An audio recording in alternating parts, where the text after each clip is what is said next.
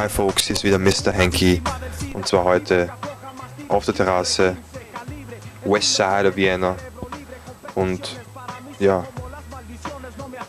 das ist wahrscheinlich die biggest production ever auf Video Vegas und zwar ist es das Evil Intention Fan Video.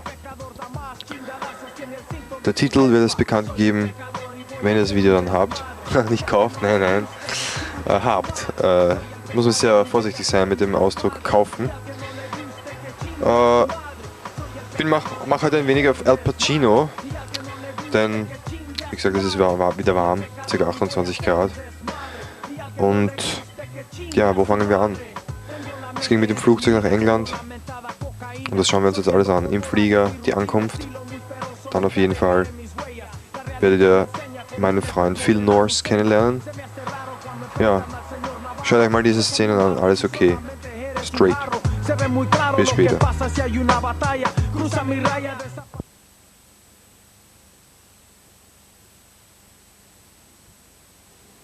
Folks, das ist Mr. Hankey am Pissoir. Warum bin ich am Pissoir? Tja, ich bin jetzt unmittelbar am Flugsteig A14 und das Problem ist, wenn ich hier fertig geschifft habe, dass der Flug um circa eine gute Stunde verspätet ist. Ja, das ist Bullshit. Ich hoffe, ich habe genug Leselektüren mit und alles mögliche. Ja, und das heißt mal Geduld, abwarten. In circa 1,5 Stunden geht's los. Flug von Wien, Schwächert nach London, Stansted.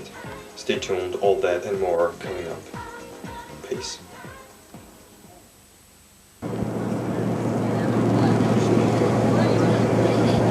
Okay, folks, hier ist Mr. Hankey, back im Flugzeug. Muss ja etwas leiser sein, denn neben mir schläft ein Herr. Tja, es ist doch gelungen, dass ich hier im Flieger tapen kann. Das ist nicht normal, denn elektrische Geräte und Stuff darf man normal nicht verwenden. Captain hat vorher angekündigt, dass wir einige Turbulenzen haben. Thunderstorms.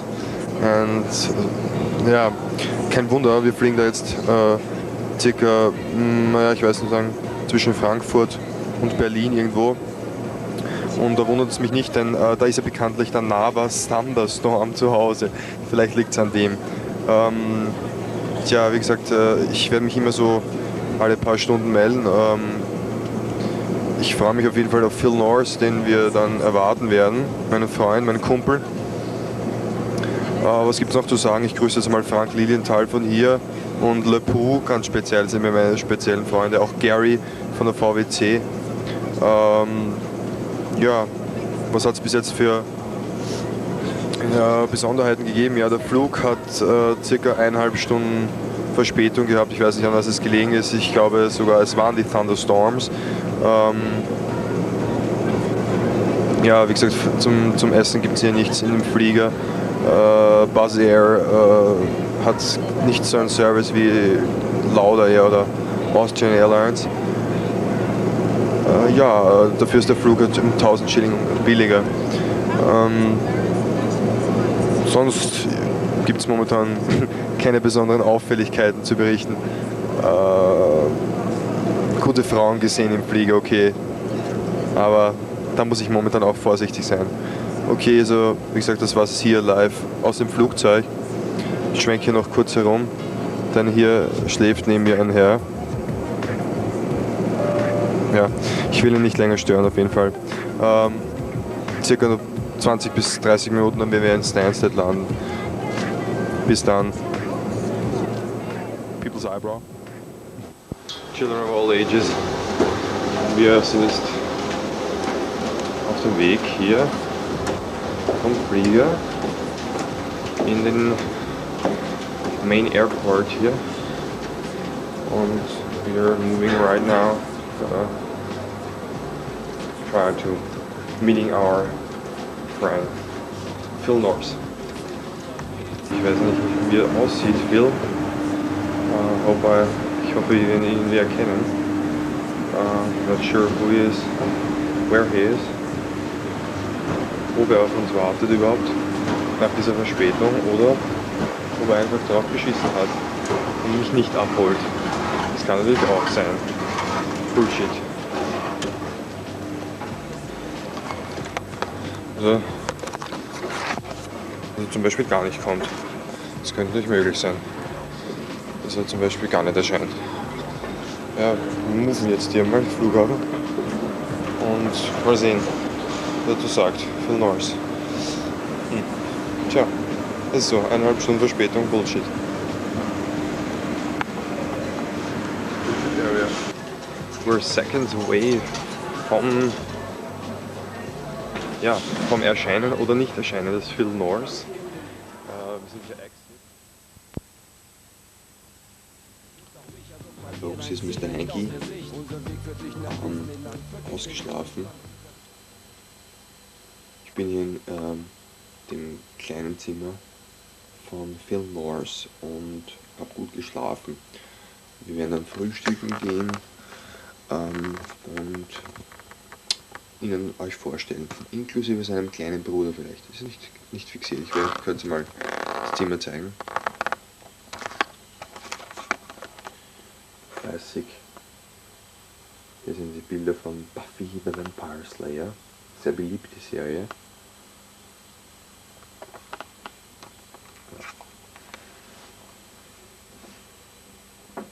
Und ganz wichtig, Britney Spears. Unheimlich wichtig. Für jedes Kind im Moment. Der Teenie-Traum. Britney Spears. Spielt auch Gitarre, der junge Freund. Ja. That's mainly it. Und ist ein begnadeter Army-Fan.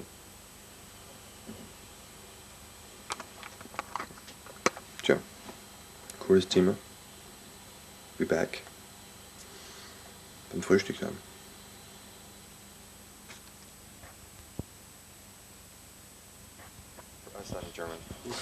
Okay, Folks draußen zu Hause. Jetzt ist es soweit. Bis jetzt habt ihr nur mich gesehen. Jetzt seht ihr auch den Mann, der es möglich macht, bei dem ich wohne hier in Chessington. Yeah. Is it Chessington? Yeah. Ladies and gentlemen, welcome Phil Norris, the man who made it possible that I can live here a couple of days prior to the FWA event. First of all, hi Phil. Hi Mark. It's good to have you in England. Good to have you over here. And Thanks. yeah, no worries. Nice that we can meet up after a long time speaking on ICQ. And now you can come over and see the show, spend some time in London, and just get to see each other for real, in person. Yeah, that's the cool thing, you know. You chat with someone over a month over the ICQ, and then finally you get to learn him to know Meet in them for person. real, Yeah, that's pretty damn cool. So, I'm gonna ask, ich werde jetzt Phil, ich muss ein bisschen mixen zwischen Englisch und Deutsch, bisschen etwas fragen, so was er so macht. So, what's your profession in real life? In real life, for the last about a year, I've been doing website design, internet design, and also before that, soon to be student, off to university to study sports science, which is my real field. Sports science, physiology, nutrition, biomechanics, like basically the science of sport, and then in the long run to hopefully work with top sports people. But say aside from that, on the wrestling front, I've been just doing some journalism, wrestling journalism, reporting, been involved with promotion of the show that we're going to be seeing this weekend, FWA Evil Intentions, and basically been a wrestling fan probably since I was 6, 7 years old, starting off probably mid to late 80s, watching it on Sky Television, WWF, some WCW. Gotta make some translations first. Yeah, go for it. Too much. Okay, also wie gesagt, er sagt, dass er also auf jeden Fall mit dem Wrestling auf jeden Fall so mit 6 oder 7 Jahren in Kontakt gekommen ist. Er arbeitet so mit Webdesign zusammen, möchte aber irgendwann einmal im Studienbereich, denn er studiert bald, mit Sport zu tun haben. Vielleicht auch sogar basic mit Wrestling, denn er macht viel mit Wrestling Promotions, arbeitet mit der FWA zusammen. Ja, und wie ich auch, wie gesagt, ist er stark hinter dem Wrestling here in Britain. What's happening with the English wrestling right now? Tell us, The British scene. yeah, tell us a bit about the major promos here in England. Yeah, basically at the moment there's basically two divisions of wrestling in this country. You've got the new style, which is like the international, cross between British, Japanese, and American, all mixed in. So you've got the high spots, the power moves, basically the stuff, the sort of thing you'd see in WWF, ECW. Then on the other side, there's the old school promotions, which are the sort of promotions that the guys you may have heard of, Big Daddy, Giant Haystacks. It was the sort of wrestling they did, Kendo Nagasaki. That was the style that guys like Davey Boy Smith used to work when they were in this country. Guys like Mark Rocco that wrestled as Black Tiger in Japan. Numerous wrestlers that work that style. Then, as time's progressed, the two styles have become divided, and the old school has gone more the way of trying to copy the WWF with fake Kanes, fake Undertakers, fake Mankinds, X-Pacs, etc. They run really bad shows, sometimes bring over ex-WWF wrestlers like the Bushwhackers, they'll come over and wrestle a show, Tatanka, people like that will come over and work for those companies. Those promoted by guys like Orich Williams, Brian Dixon, companies such as All Star, BWF. On the other side, there's the more, say, the modern style. There's basically the FWA UK is a combination of FWA South, FWA Midlands, and FWA North, which is that's FWA UK, and also within that is EWW, which is Extreme World Warfare, half run by a guy called Stuart Allen, who wrestles under the name of the Dominator, who was trained by Adrian Street in the US, trained by Adrian Street in the US, and also a company called CCPW, which is Capital City Pro Wrestling, which is the London promotion that run the shows, and each of them probably run maybe a show every month or every couple of months. Also, there's a company just started called UCW, which is Universal Championship Wrestling, who took most of the top workers, the guys that were best built, had the best looks, turned them around and basically gave them more money, about £2,000 a month, something around that. Wrestled a few shows, and they're trying to basically be the big company now, trying to put the money in and do what the WWF did in America. They've got guys like Jody Fleisch, Doug Williams, Stevie Knight, Kerry Cabrero, basically all the names that you probably know, Phil Powers, the names that maybe the German audience, the Austrian audience might know.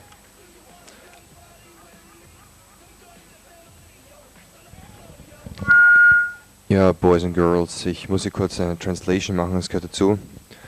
Phil hat, wie gesagt, jetzt erwähnt, dass es derzeit zwei Parts in der British Wrestling Scene gibt. Der eine Teil ist der Old School Part und der andere natürlich der New School Part. Der Old School Part besteht darin, dass natürlich es noch die alte Schule gibt, wie auch bei uns natürlich, damals die CWA.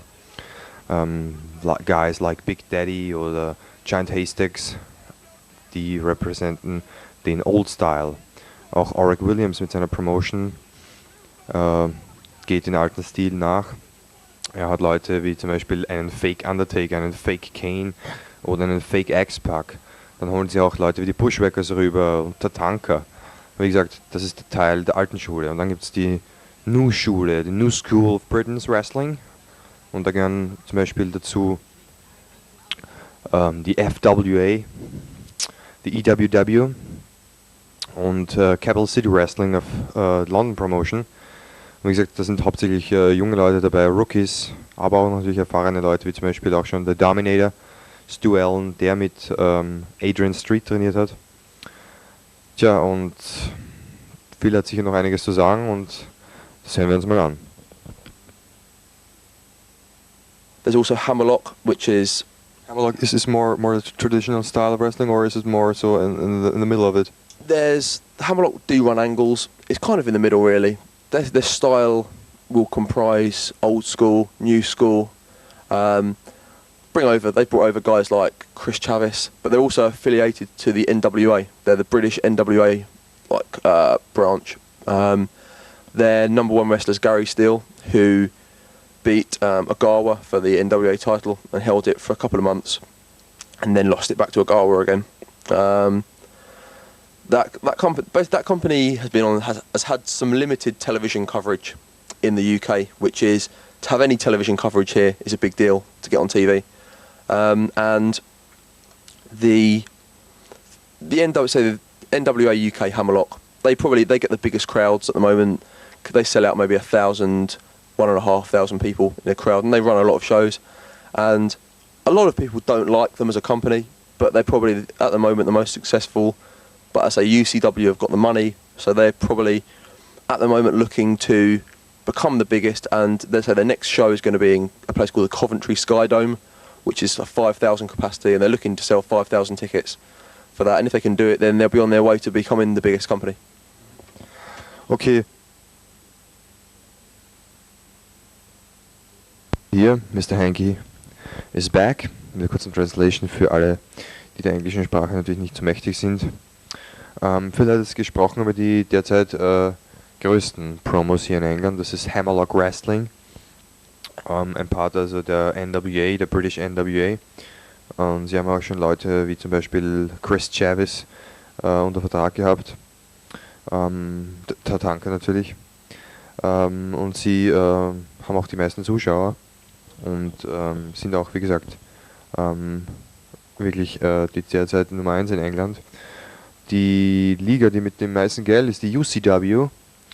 Da sind Leute wie zum Beispiel Joey Fleisch oder Gary Steele unter Vertrag oder Alex Shane.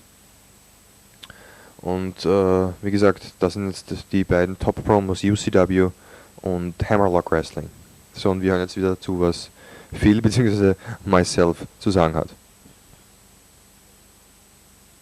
Ich kann es ja nicht übersetzen. I won't translate it because it's maybe I put the audio on it afterwards at home to translate it. Ich werde es vielleicht dann zu Hause übersetzen und dann irgendwie nachvertonen. Ich werde jetzt fragen, natürlich, warum wir hier sind, nämlich wegen dem Event am Samstag, was seine Prognosen dazu sind, was er zu Michael Kovac zu sagen hat. I'm gonna ask you prior to the event, what are your expectations concerning the main 4 guys, Sabu, Dirtbag Kid, Kovac, and then Severn. First of all, the match between Severn and Kovac, the main event. What are your thoughts about that? I think the Kovac-Severn match, from a pure wrestling standpoint, will be probably the best match on the card. I think the ring work, both guys are technically good. Severn's got excellent, obviously, amateur background, technical background. I think the match will be it'll be a very strong match. It'll probably be the best match of the night, I would say. Probably pretty stiff, I'd imagine. Both guys. I know obviously Severn's got the shoot fighting background, and the proper the real wrestling background, Greco-Roman background. And from what I've heard, Kovac's done some shoot fighting in Japan. Pretty tough guy, so I'd imagine it's going to be pretty stiff, tight, technical match. And so yeah, I'm looking forward to that match. I think the size difference will be Severn's a bit taller, but Kovac's looks a bit more muscular. So I think it'll be a good match. Both guys will probably be able to work well with each other. Hopefully the language difference. Obviously, I think obviously Kovac can speak English. Yeah, he can. Good, yeah. Really well. So hopefully there shouldn't be too many miscommunications. The only thing I fear a little bit is that Severn obviously speaks English with an American accent. Kovac speaks English with a German accent or Austrian accent, and hopefully there won't be any miscommunications. Hopefully they'll both be able to hear the calls in the match and be able to work it through like that. But yeah, it should be. I think it'll be match of the night, and it's a no holds barred match with UFC type rules. I heard about it. Yeah, there's some. The rules are UFC type rules. One of the stipulations is that there's no close fist punching, no headbutting. It's kind of like a worked stipulation, like an angle built around it, to take advantage of the controversy coming out of the UFC Severn Shamrock match, where Severn beat Shamrock, and some of the controversy around that, where there wasn't meant to be punching and headbutting. Severn headbutted and punched in the match and won the match. So hopefully trying to build an angle around that. And I say John, the promoter, John Feltham, the guy who's promoting the show, has done a good job of trying to educate the not so smart fans, the guys that are just fans. They're not like insider fans, they're not smart fans, but to try and educate them in the local press, in the newspapers, on the internet, in the programs for the show on the day. Try and educate them about the angle, about the history, about the controversy, so that the angle actually means something to them. Ja, wie gesagt, Phil hat über das Severn Kovac Match gesprochen. Es wird sicher ein Bombenmatch werden, der Co-Main Event. Phil hat gesagt, dass Severn zwar der massige Wrestler ist, also der Mann der größere, der wahrscheinlich mehr Gewicht drauf hat. Kovac aber sicherlich der muskulösere, besser gebaute und ich glaube auch technisch versiertere Mann. Ja, und wir alle freuen uns drauf auf das Match. Dan Severn gegen Michael Kovac. Was hat Phil bzw. Mr. Hankey noch zu sagen? Sold so far? Full sellout now, 1,000 seats. Really? Yeah. That's big. That's cool. Ja, jetzt fahre ich noch was zu Sabu Dirtbike Kid. The other one, I guess some little bit of a co-main event, is Sabu versus Dirtbike Kid. They fought each other before. Yeah. Is it 100% that Sabu will show? Because there are rumors that we maybe not arrive here in Britain. If he doesn't arrive, there's going to be big problems. Sabu and Dirtbike Kid are very good friends. Both worked in ECW. Dirtbike Kid had a stint in ECW, and that's where they know each other from. So I think because Sabu is a very, very good friend of Dirtbike Kid, and Dirtbike Kid has promised that Sabu will be there, I think Sabu will turn up for the show. If Sabu doesn't turn up for the show, then the promoter, John, is going to be in a situation where he's not going to... I mean, what can he do? I mean, there's going to be a lot of angry fans that are going to want refunds. Well, maybe a substitute for Sabu against Dirtbike Kid, or won't Dirtbike Kid even wrestle then? I think Dirtbike Kid will wrestle. But I feel that it'll be hard to get a replacement for Sabu that people will accept. I feel a lot of people will have bought the tickets for the show to see Sabu. Obviously Sabu, big star in ECW, big star in wrestling in the States. And if Sabu doesn't show, I think that would ruin the show a bit. Yeah, it will ruin the show a bit. But I would imagine that Sabu will show. I mean, obviously there's been problems with the Sheik's health.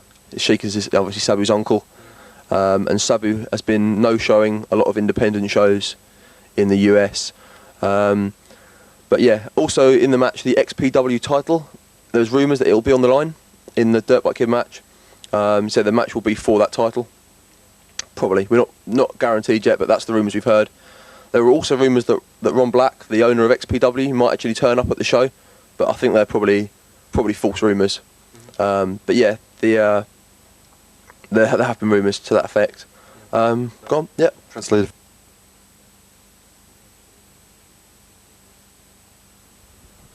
Jetzt muss Mr. Hankey übersetzen. Phil hat angesprochen jetzt das Match zwischen Sabu und Dirtbike Kid. Dirtbike Kid ist ein guter Freund von Sabu. Sabu hat in letzter Zeit oft eine No-Show gemacht bei diversen US-Indie-Shows. Wie gesagt, Rumors sind, dass Sabu eventuell auch eine No-Show machen könnte hier in England. Das wäre natürlich ein Wahnsinn. Das würde auf jeden Fall die Show ruinieren. Aber wie gesagt, dadurch, dass Sabu und Dirtbike Kid sich gut kennen, wollen wir alle hoffen natürlich, dass Sabu doch kommt. Tja, ich glaube, ich mache eine Translation gerade, ob ich jetzt zweimal mache oder nicht. Ja, who cares? And the German fans also, ja. Don't forget the German fans. Ja, also es gab Gerüchte zuvor, dass Sabu eventuell eine No-Show macht, weil Original Skigewist, sein Onkel, gesundheitliche Probleme hat zurzeit. Er ist aber ein guter Freund von Dirtbike Kid, so könnt ihr eigentlich erwarten, dass das Sabu kommen wird. Und auch eventuell Ron Black von XPW könnte sich das Match anschauen, also schaut schon gut aus, dass Sabu kommen wird, denn sonst würde es Probleme geben, wenn Dirtbike Kid hat und keinen Opponent hat. Er wird aber 100%ig wrestlen, also das ist sicher. Nur es wird die Show irgendwie dann ruinieren, wenn Sabu wirklich nicht kommen wird. So, jetzt werde ich noch Phil ein paar Fragen zu seinen Favorite Wrestlern stellen. Who's your favorite guys right now, or who are your favorite wrestlers of all time, overall, worldwide? Worldwide.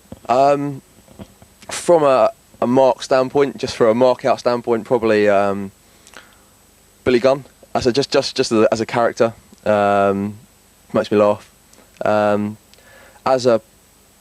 At the moment in the current scene, probably Triple H, number one worker, in my opinion, the best worker of the generation. Some awesome matches recently. Has got amazing matches out of like, Taka Michinoku. Taz's best WWF match was the Triple H. The Jericho Triple H match at Fully Loaded recently, probably I would say best match of the year so far, best match in a long time. I love the Triple H. Say Taz as well. Taz, great character, some amazing suplexes, stiff, just a great wrestler, great look, great gimmick, and so his new gimmick, the Street Thug style gimmick, a real good gimmick. I really like that gimmick. Vader as well, one of all-time favourites. Had some awesome matches in Japan. Some awesome matches with like Foley in WCW. Just for a man the size of him, awesome worker. Could do it all. Mat work, submissions, brutal matches would work. Could work shoot style, UWF international style. Could work pro wrestling style. So yeah, definitely Vader. Growing up, Kurt Hennig. When I was younger, as Mr. Perfect in the WWF, Kurt Hennig was always my number one wrestler. It's ECW, Yoshihiro Tajiri, amazing worker, some amazing moves, so brutal, stiff kicks, tarantula, number one move I'd say, amazing move to watch. Hard to copy also. Hard to copy. You don't see anyone else doing it. As far as guys like Jinsai Shinzaki, moonsaults, amazing moonsaults. Just go on and on. I mean, every wrestler, I've got respect for every wrestler. Dean Malenko, just anyone that can go in there. Benoit, anyone that can go in, have a match that's believable, looks real. I like stiff work. I don't like work that's soft. Believable, high tempo, intense. Rock, even like say Rocky. People sometimes don't feel he's the best worker around, but I think Rock, everything he does looks good, fast, crisp. A lot of charisma. Just gets the fans into the match. So Rock, I mean basically everyone at the top of the WWF main event. I mean the new guys coming through, Kurt Angle, Chris Jericho, Benoit, can all wrestle good matches, strong matches. They're all top workers. WCW lacking a few guys. Goldberg's got his limitations. Scott Steiner, maybe a bit of a loose cannon, a bit uncontrollable, but he's a good worker, intense, good look, good gimmick. There's so many good guys about. Anyone that can go in there, have a good match, a believable match, crisp, good execution, fairly stiff, good timing, psychology, anything like that. That's what I like. Ihr habt es gehört, da braucht man nicht zu viel übersetzen, wer seine Favoriten sind. Er hat Respekt eigentlich für alle Leute, die wirklich gut worken, Charisma haben, Einsatz zeigen. Jetzt will ich nur fragen, wer so in der Europaszene seine Favoriten sind und wer er da wirklich für diejenigen hält, die mal groß rauskommen. Who would you rate one of the best three European wrestlers right now at the moment, or who are your favorites in Europe? In Europe. Well, as far as the British scene goes, I would probably say the best workers are Doug Williams, wrestles under the name of the Anarchist. Can wrestle all styles, can wrestle the old school style, can wrestle the new style, can wrestle any style. He's got a good look. He's can work stiff, can do it all, crisp, good execution, believable. So definitely Doug Williams. Also Jody Fleisch, probably known more from his trips to Japan, to Michinoku Pro, and to Toryumon, working with Sasuke. Quite a small guy, not big built, but good definition in the muscles, and amazing high flying manoeuvres, shooting star presses to the outside, everything, all the big high fly moves. The wall unit is his famous move, where he runs up the wall, does a moonsault back. So yeah, Jody Fleisch is a top worker. Probably those two guys are the best in this country. Also, there's the other older school guys that have respect. Danny Collins, Robbie Brookside, they've got respect. But so there are other guys in the country that are also good workers. Guys that the German fans might know: Stevie Knight, Danny Royal, all worked out in Germany and Austria. Guys like Kerry Cabrera is another name they might recognise. Reasonable workers, nothing amazing, but they're solid, good looks, and and also say Gary Steele of NWA UK Hammerlock. He's had matches with Ogawa. Ogawa was a good stiff wrestler, stiff worker, shoot style matches. So Gary Steele came out of them with a lot of respect. So you've got to give respect to Gary Steele for that. And then within Europe, so obviously, she's saying Dirt Bike Kid obviously is one of the guys I've probably left out there. Doesn't wrestle so much nowadays because, from what I've heard, wants too much money. People aren't prepared to pay him the money, and he's not prepared to work for less. So Dirt Bike doesn't really work so much now. Where he is from, Dirt Bike Kid? Is he from Britain? Yeah. He's from Britain. Worked in ECW for a period, and say Dirt Bike's spot wrestler. High spots, a lot of flying about. Basically, an exciting wrestler to watch. Can work stiff styles, but like I say, relies a bit too much. A bit like Sabu, relies too much on the big spots, and because of that, sometimes his matches suffer a bit from blown spots. But yeah, overall, people would say that he's probably, out of all the British wrestlers, apart from Steven Regal, the guys that are working in America, Dirt Bike Kid is the only guy that is a draw so much, like the only guy that people will come and pay money to see in this country. But on the European scene, guys like the guys that I've seen, Michael Kovacs is the guy that I would say impresses me the most. For a good look, good definition, good size, can throw a great drop kick, bumps excellent, good basic bumps, can do mostly anything, and just a good wrestler. That's is why I feel that he'll have a good match with Severn. Say Chris the Bambi Killer, Chris Raba, good worker.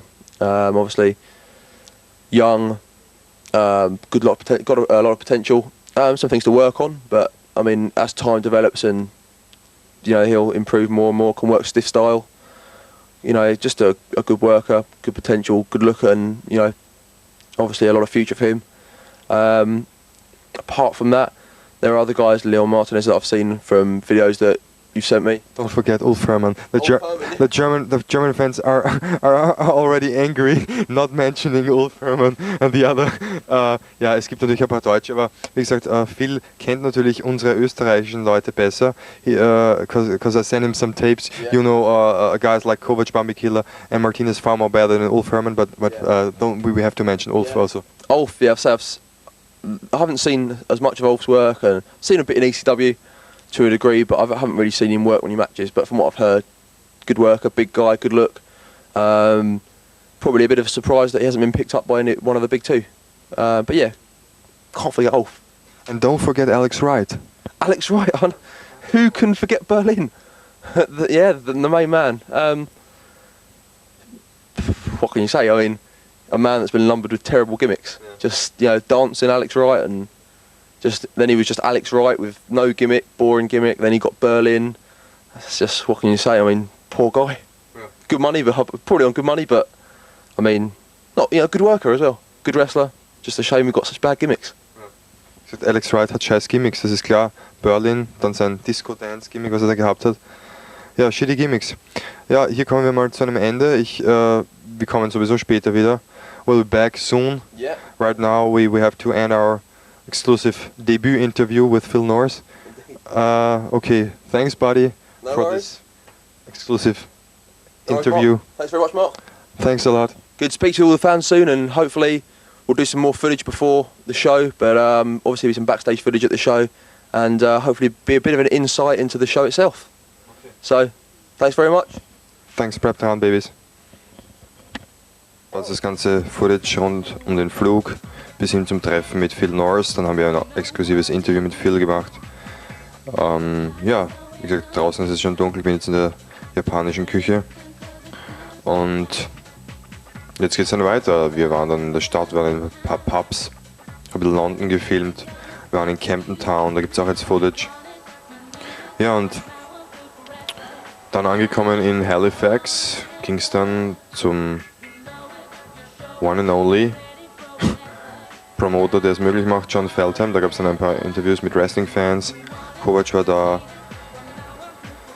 Ja, alles Mögliche drauf. Press Conference mit Dan Severn. Party in dem großen Pub. Alles das und mehr. Bleibt dran. Evil Intentions UK Fancam. Cool. Oh, and phone call.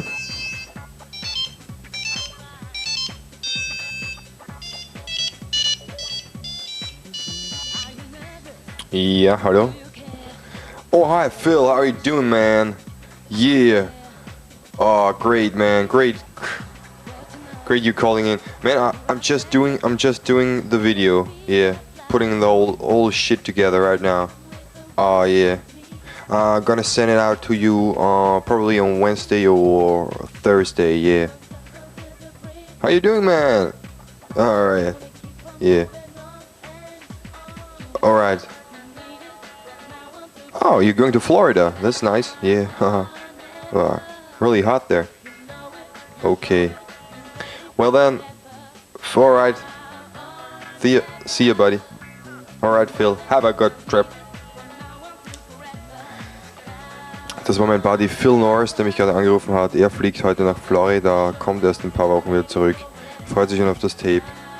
Tja, und ich gebe ab. Schaut euch das ganze Footage an.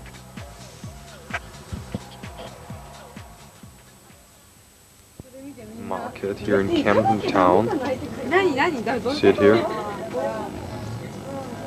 Und ja, schauen wir so herum, was hier alles von da geht. Phil, here's Phil, his girlfriend and Phil's younger brother.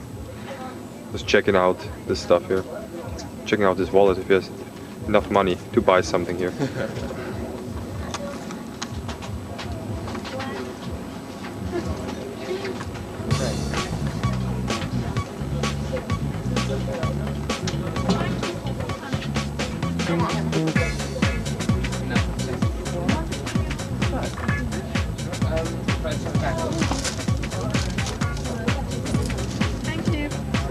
He found something, bought something here.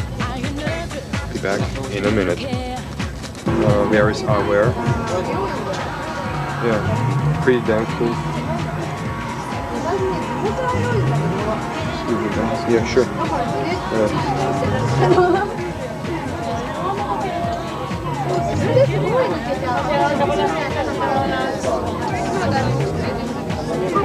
Ja, hier sind die Brillen, Eyewear. Okay, we'd like to check out some other things here. Shirts, skirts, stuff. Guys. Let's find Phil. I don't hope you get lost somewhere. Oh, there he is. The glasses. I see it. Yeah. He's taping.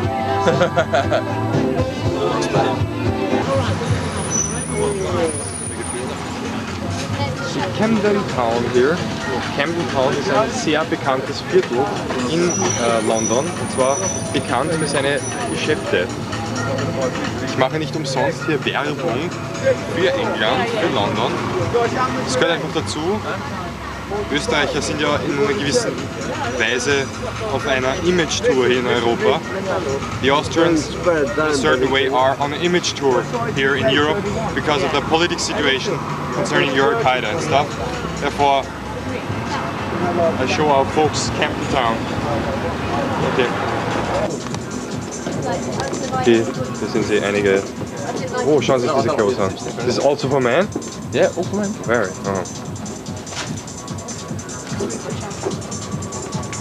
Sind sie ein typisches Geschäft hier im Camden Market with lots of fancy stuff here.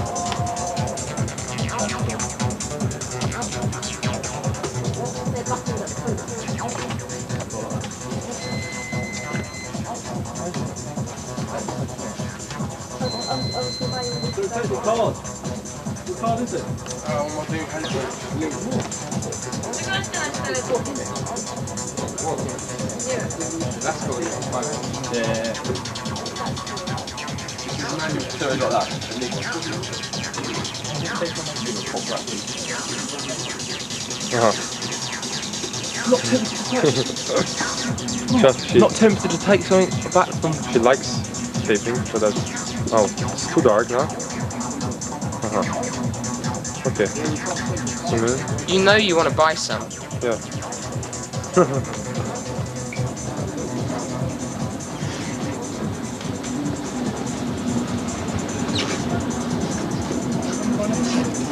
It's a great place in London.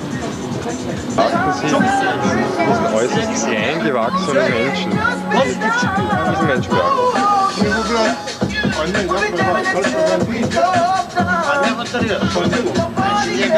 Sprungen aus einer Midget-Familie, dieser Mann, und Businesskleidung. Der Mann ist entsprungen aus dem weißen Stamm der Pygmäen. Schauen Sie an. So mal sein, da ist er.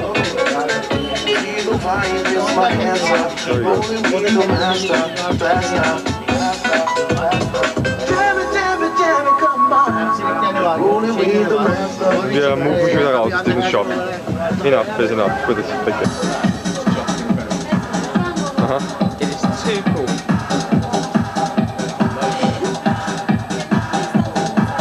What? Why is that? Why is that? Okay. Okay. Well, my Zoom is so good that I can zoom in your asshole. Okay. The manager doesn't want to film it. Why? Okay, we're back here. Traveling around here. Sie bitte diesen Haarstil beachten und diesen Mann. Das ist die englische Generation, the New Punk Generation. Wenn die hier verrückt sind. Ja.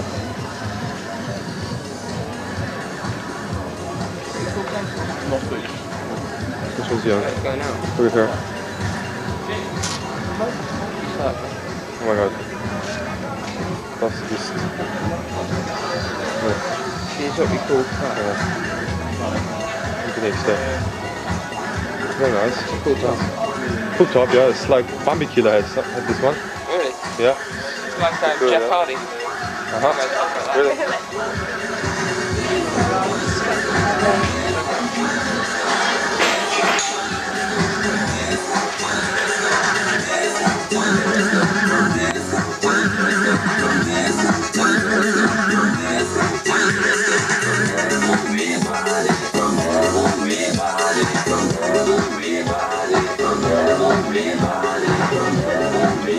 Und hier, meine Damen und Herren, gehen wir jetzt. Müssen wir allerdings auf Lowlight schalten. Ja, hier ist Lower. Na, okay. Ist okay.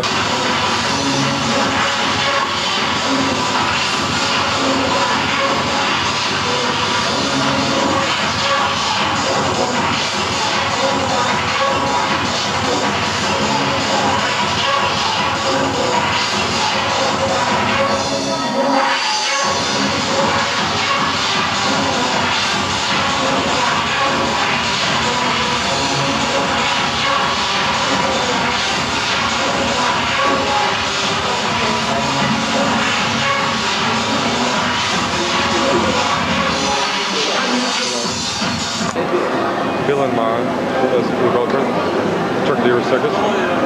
Wir sind jetzt im Trocadero Circus. In here. The great one. It's the fun land, baby. It's fun land. Into the stage.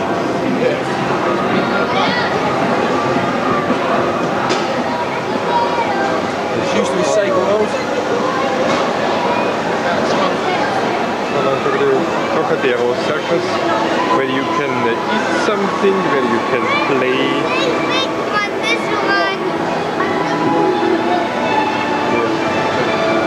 Right?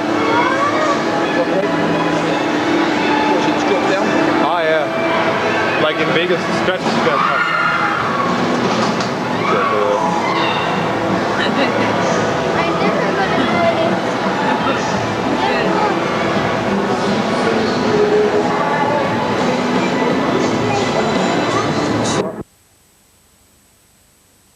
Haus des Promoters, John Feltham, right? Feltham. Feltham. Hier sehen Sie Glenn. Yeah? Yeah, Phil and Matt. And the guy at the window. Yeah, okay, mal sehen.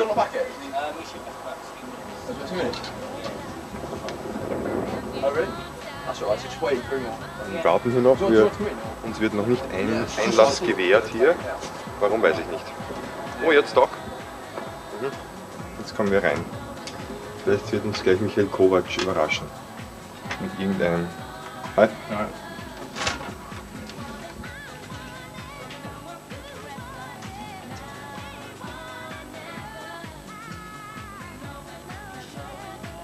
Why didn't they do with British promotion try to do something and they would have had Johnny Rowan supporting him and that would have been a good endorsement for him. But instead they go on, try to spout the mouth off, storylines. Feltham. Von Feltham. Michael Kovac ist auch schon hier. Finn Martin thought he came across well. Finn Martin, I think we share. Oh yeah. Rob Butcher's alright. Yeah, Rob Butcher's alright. Natürlich hier Austin. Oh yeah. Finn Martin here on the power slam hotline. Works about 3 minutes every time. Yeah. Before. Does John stop? So, da ist der Backstage, Bruder, ist noch klar. Ich mache ja ein kleines Fanvideo nachher wieder. Oh, das Berlin ist ein Wahnsinn. Ja. Aber das darf nie irgendwo auftauchen. So ein Exkrement-Video. Voll Mr. Hankey. They're getting paid to do one night's work. Yeah, I don't know. I think probably legally you probably do need some sort of. Was ist schon richtig? Tussi ist gerade weggekommen, war das die Tussi vor? Ich glaube, da ist jetzt wer reingekommen.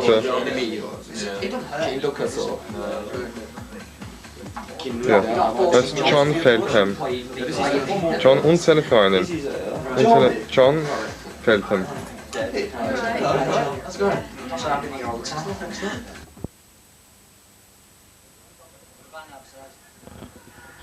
Okay, ich frage jetzt ein paar Leute hier, das sind alle Wrestling-Fans übrigens, wie sie heißen, wie alt sie sind und welche Wrestler ihre Vorbilder sind, welche Favorite Wrestler sie haben. Und wir fangen hier an mit Glenn, das alles wird natürlich in Englisch abgehen. Okay, Glenn, go ahead. I'm Glenn. I'm from London. Favourite wrestlers over the last couple of years have been The Rock. More recently been Kurt Angle. I think it's been doing really well. Been coming through the ranks. Good stuff. You want anything else? Are they meant to have work permits? Well, I presume they are, yeah. Okay, what are your expectations concerning the show? Who you think gonna win the matches, the main event matches? Dan Severn, Michael Kovac, and Sabun Dirtbag Kid. Wow, I don't actually know. I've only been following it just recently, but I think Dan Severn probably take that match. Probably expect Sabu to take the match against Dirtbag Kid.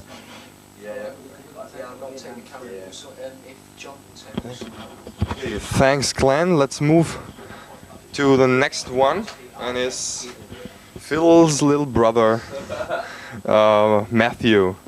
Okay, introduce yourself, please, to the audience in Austria. Tell us who your favorite wrestlers are, how old you are, and of course, some words to the event tomorrow. Hello, I'm Matthew Norse. I'm from London and I'm 13. My favourite wrestler is Kurt Angle because he was an original Olympic wrestler and he won the gold medal. Tomorrow, I think Dan Severn will win the match against Michael Kovac, but I'm not sure about the dirt bike kid match. My favourite promo has got to be "We are so working for the faction." It's a great promo. Thanks, Matt, and let's move on to the next individual. I don't know his name, but he's gonna tell us his name in a second. Hey, how you doing? I'm Richard Young. I'm 17 years old from Grimsby, England. My favourite wrestlers are Triple H and Chris Benoit. And Triple H, cause over the last year or so, he's just become like the most classy wrestler. Chris Benoit, because he's a classy wrestler. And my favourite promo, put anything by Edge and Christian or Kurt Angle. It's true. Well, okay. There are more guys. They are in a different room. Have to move outside here. Yeah. Hi. What's your name? Steve Linsky. You're watching the show tomorrow? I'm refereeing the show tomorrow. Great. So you'll be unbiased, I hope. Very unbiased. Very unbiased. What would you like to know? Well, who are your favorite wrestlers and your favorite promo? My favourite wrestlers? I would have to say the Dynamite Kid, Tommy Billington. One of the greatest British wrestlers to ever made it in this sport. Favourite promos? I would have to say mine. And anybody who's seen me knows that I cut a wicked promo. Yeah. So I would have to say myself. Any girls you like in the wrestling scene? Any what? Girls. Girls? No, I'm married. Okay. The next one, well, Phil. Okay. What's your name? Your favorite wrestlers? Your favorite promo? My name's Richard Dunford. I'm partaking in the thing tomorrow. My favourite wrestler? I'd be all time probably Shawn Michaels. Favourite promo? God, I don't know actually. What else you want to know? But you're watching will watch the show tomorrow. No, I'm in it. Yeah. And what are your expectations concerning the main event? Who's your favorite? Severn, Kovac? I'd like to see Severn. I think that'd be good. 7 of the year. Should be good. Okay. Are there more guys? Let's find out. Well. 9. Oh yeah. This one's missing, I guess. Yeah. He's missing. The last one. Can you make a quick introduction of yourself, please? Who your favorite wrestlers are? What your name is? How old you are? I'm Peter Gregory. I'm 18. Favorite wrestlers? Don't know. American guys, I suppose. The Rock, Austin, British wrestling. That's probably like best out of all the countries. Johnny Storm, Jodie Fleisch.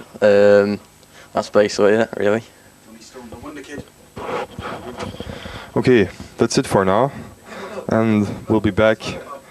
We'll be back in a few hours, maybe with more footage prior to the event tomorrow. In Veranstalters.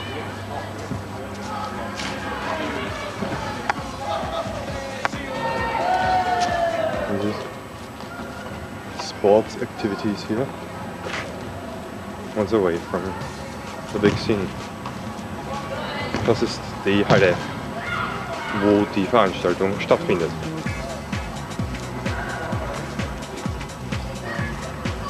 And we move between the tapes. With press, the tape.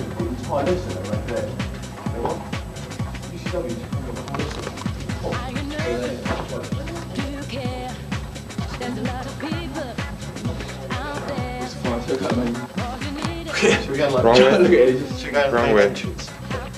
Okay.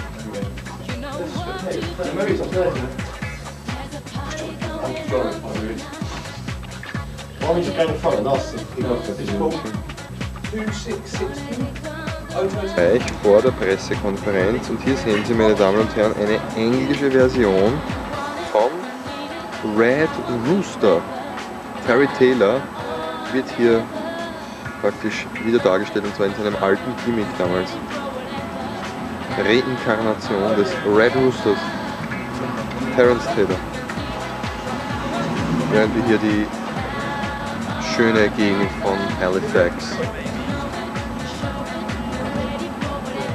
anschauen. Arbeiterviertel. Hier. Von Mark Calloway, The Undertaker. Und weg ist er. Schade. Zu spät. Während im Hintergrund neue Leute eingetroffen sind. Alle warten sehr, sehr sehnsüchtig auf die Pressekonferenz, die in circa einer halben Stunde stattfinden wird. Mir ist es momentan ziemlich egal, denn ich habe dringenden Urinbedarf. Tja, so ist es.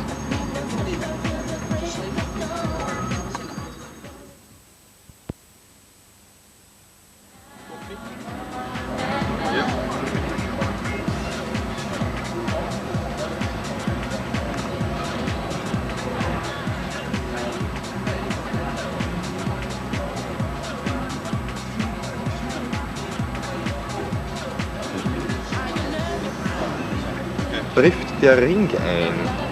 Hier, dieser Truck beinhaltet den Ring. Und hier aus dem Wagen steigt der Referee, der morgige Referee plus Anhang. Das ist der Ring. Ja. More footage. Kein Fan.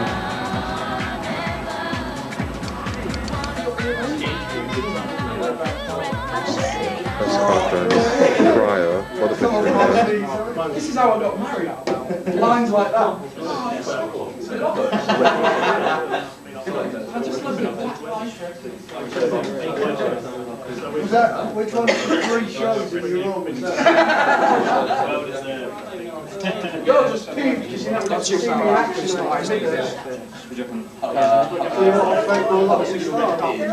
do actually. You do a wrestling match. It's very cool now. Just the Man, I'm looking like I want to see the event organiser. I'm not happy with the amount of chairs I see here. I'm just a good one. Me and VD are. Der echte Raum wurde jetzt kurzfristig verlegt, wie Sie sehen, in einen größeren Raum. Ja, hier haben Sie die anderen Leute, die gespannt auf die Pressekonferenz warten. Einige Kameras bereits postiert. Hier ein Mann aus Schottland. Eine sehr professionelle Kamera, wie gesagt, sie kostet 1500 Pfund, ca. 30.000 Schilling. Und hier, dieses Exemplar ist aus dem Jahre 11 und kostet, glaube ich, heute nichts mehr, oder ist nichts mehr wert, beziehungsweise man muss dafür zahlen, um es zu verkaufen.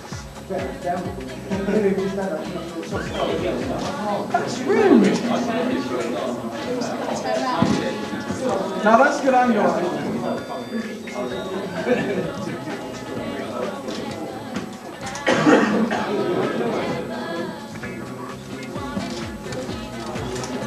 All the blokes got legs.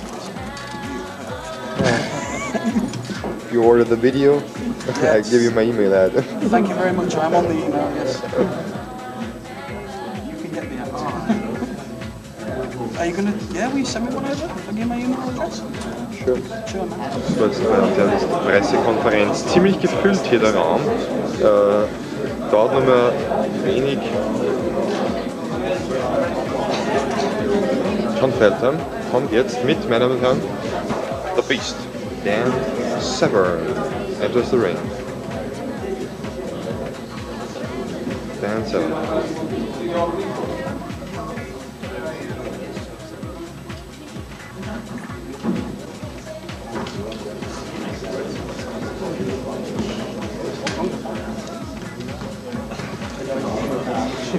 stare down.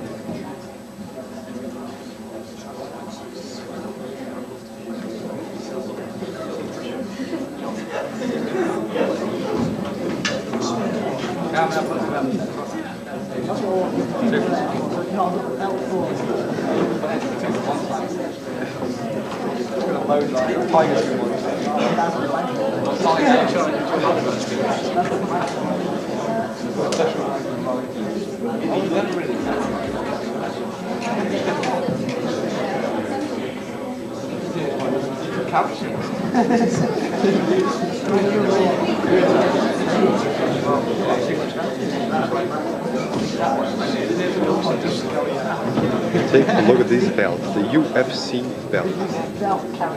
Certified UFC. FWA. Oh my god, look at this belt. Ultimate. The ultimate champion. Dan the Beast Severn.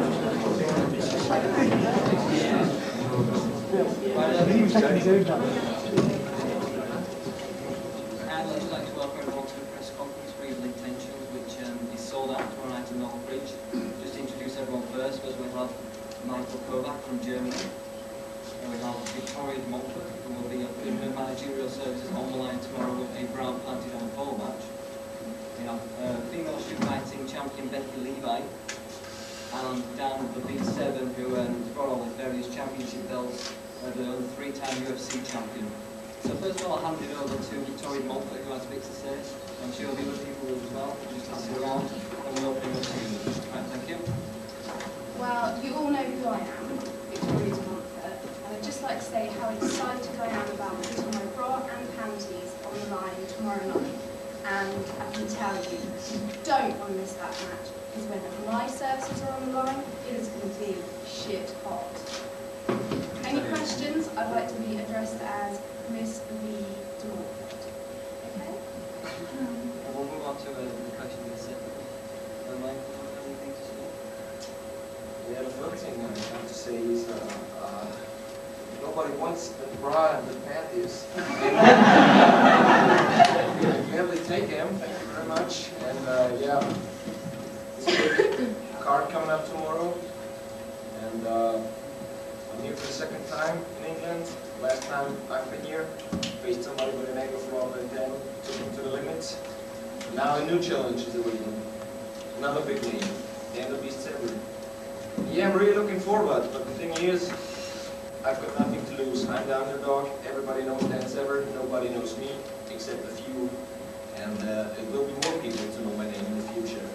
So we will see what's coming up tomorrow. Yeah. He has got all his reputation to lose. So we will see what's coming up. Becky Levi just suffered a serious knee injury.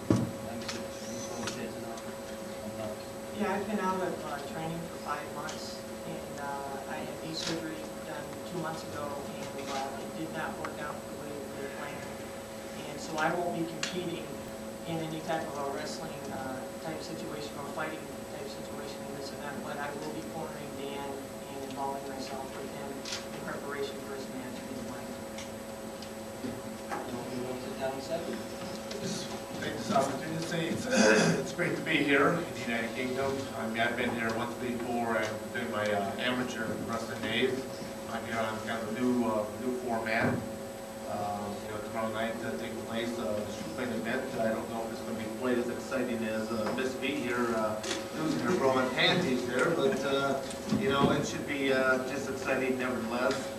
I think the people here will really benefit in the card. I've become aware of some of the other individuals that will be on tomorrow night's card, and I think that the people here in attendance, they're going to be treated to quite an exciting show, that's for sure.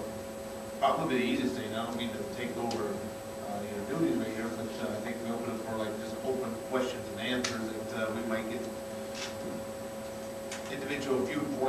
perspectives brought out here a little bit more rapidly. Sure, that's no problem. Just in case anyone's wondering, tomorrow's night's match will be a no-holds barred match. The only two things that banned were closed fists and head blows, which was what was banned during the UFC with Dan's match with Ken Shamrock, and it caused a lot of controversy. So that will be the rules tomorrow night. The only way you can win is by pinfall, submission, or if somebody throws a towel in. Now just open the questions to anyone who might have one. Michael, do you have any UFC type experience? Yes, I've been to Japan and wrestled for a shoot company called Battle Arts just 2 years ago, and I was quite successful in that too. Who's going to be in your corner to throw the towel in should you need to do?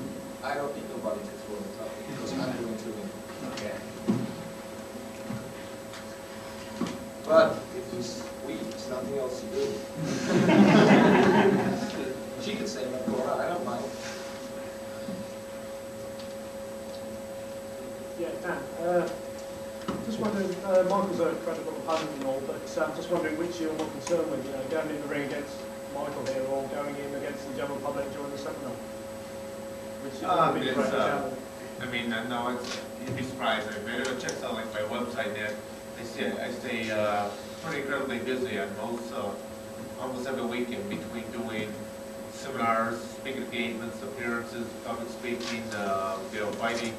I mean, I started my career in the no-holds barred discipline at a very kind of a late stage of life, and I've kind of hit it, kind of at full speed there. You see in front of you, you see 4 belts. I've got another, actually I'm the only man in the world to hold 11 belts here right now. The record was a Japanese professional wrestler that held, I think, about 7. So I've far surpassed what his accomplishments have been. Before I retire, I definitely will pick up at least a couple more pieces of hardware. So for me to go in and to conduct a seminar or speak engagement and then go into a match, that's the person that you're talking to now is one person. The person steps into a ring is something totally different. I don't have the name, the ring name as the beast for just because I made this up, because I did not. It was actually bestowed upon me from Jim Brown, as I was a commentator of the Ultimate Fighting Championship, a guy that could be out in the public sector, yet when he turns and steps aside the square circle, the octagon, it turned out a very ferocious competitor aspect. Yeah, I wonder if I could ask about your days in the WWF. I just wonder how you got along with Pat Patterson. That's a rather volatile type question. As for my days at WWF, there were some good points and some bad points to it. I don't think they really knew what to utilize. They had a very open contract. I could literally go and work for anybody I wanted to, even while under contract with them, including their biggest rival, WCW. It was the first of its kind, and maybe the last of its kind. So, like I said, there's definitely some pros and cons with everything. As for Pat, I just saw him there with amongst all the other competitors and athletes, and that would be about it. In recent times, there's been talk about setting up a fight club in WCW involving people like Mark Coleman, Mark Kerr, and possibly Ken Shamrock. Have you been approached by Eric Bischoff to be involved in this? There's been some talks from both ECW and WCW. I mean, even Vince McMahon has actually has expressed some interest back in me again. So it all depends on what I really want to do. I mean, it's the one thing that I've had going for me so far is I've always been in the driver's seat in terms of negotiation, because I mean they're calling upon my services. I'm not exactly calling them. Whether they call me or not, I mean every weekend I stay busy doing something out there. Maybe Becky, Levi, and myself, we run a 10,000 square foot training facility in Oberwaltersdorf, Michigan. We teach classes 4 nights a week in both the open fight style of competition. We teach professional wrestling. We teach amateur wrestling. And we conduct camps, clinics, and I mean, literally every single weekend we have something that seems like it's going on and taking place. I'd just like to have one more thing. Also, due to unknown reasons, the Halifax Police Enforcement will no longer be taking part in tomorrow's match. And I think it's one of the reasons because they have almost 4,000 match against Bradford on Sunday, but quite frankly, the Blue Sox can kiss my ass, and it's quite encouraging. Any more questions? Yeah, Becky, what was your initial involvement in mixed martial arts? How did you initially get into shooting fight arena? What was your initial down the Roman style? What was your initial I was the first high school wrestling coach as a female in the state of Arizona, and a football coach. And I trained Don Fry, and that's how I met Dan. And I'm also a second degree black belt in judo.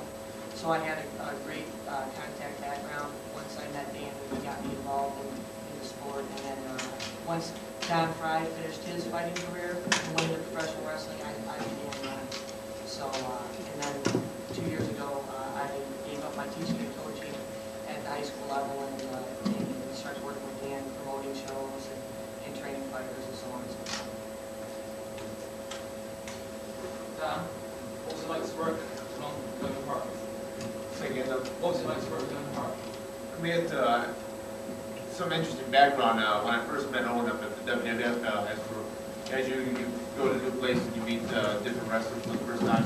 He told me, Dan, you don't remember me, but living in Michigan, I used to travel up into Canada quite a bit because they compete in Greco-Roman freestyle on a year-round basis. Where in the United States, we have our own little folk style that is utilized for on the collegiate and on the high school level. So during the winter months, if I had any free weekends, I'd be traveling up into Canada and I'd be competing in various Canadian type of freestyle Greco-Roman technique of wrestling tournaments. And he said, I used to watch you quite a bit at the Canadian Cup Wrestling Championships and stuff like that. Because he would be there, but he was much younger, and he said he used to watch you wrestling that. I enjoyed working with him for the fact that he had a different type of a background. He actually knew his father, been to the dungeon. The dungeon is an actual amateur wrestling training facility, and he and his brothers actually know how to wrestle on the amateur basis. So when he and I had opportunities to engage in various professional wrestling matches, a little different element kind of came into it that you would not normally see in a normal professional wrestling match. What about the angle with the 1998 with WWF? Say again? What about the angle in 1998 with WWF? With Owen Hart, when you were with him? Oh, working with him with the Lions Cage match, and then the dungeon match taking place. I mean, I enjoyed it. It's the one thing about professional wrestling, there's never really a dull moment taking place. Sometimes the clash of individuals, of their egos, and that it's rather interesting. I mean, it was I didn't really quite finish the one gentleman's question as earlier as asking about the Fight Club. I try to avoid that just a little bit because I foresee there's going to be some problems in trying to put this Fight Club together because of the various individuals that they announced. They have the Tank Gab, Mark Coleman, Mark Kerr, myself, a couple other people out there. I think it has a real clash of some personalities right there to where I'm not sure exactly what the final product is that you would get out there, but I guarantee that the fans would be excited. As you've seen, you've entered the UFC a few times. Who would you say the toughest opponent is? That's hard to say who my toughest opponent would ever have been. I mean, I'm closed in almost, actually I think I probably hit it by now, 4,000 lifetime matches. I've done as many as 17 matches in one day. I think I've actually competed against some amateurs that might have been tougher than some of the pros that I have gone against. But then, I've had the opportunity, I've traveled to every country that has ever had an amateur wrestling program, some that don't even exist anymore. To have seen the Berlin Wall when it was in effect, to see the Iron Curtain when it was still in effect, to be in Russia half a dozen times while communism ruled its country. I've had a chance. It's been quite an education, to travel and to encounter a lot of the different opponents, and then you realize going into a country like Russia, the mentality that is taking place there of the importance of winning versus losing over there. Because if you can't win, they've got 100,000 other athletes that want your position because they're going to live like a king there. But I'd have to think about that question realistically to know, who is my toughest opponent. People that fall in that category would have to be another individual with a lot of amateur wrestling background, because now it's kind of confusing my skills. This is a question to Michael. I see you've got an ECW t-shirt on, but do you have any ambition to break into the Big Two, seeing Dan being in the WWF already? Yeah, some of you know I've been into ECW for a few months, and it was a real interesting experience. Learned a lot. It's tough. It's especially tough for a European to enter the Big Two, and we will see what's coming up. Definitely interested. But if you have to, I don't know, you've got that person in WWF, a lot of guys do a lot of things for the contract, so I don't know. It's a tough question. So we'll see.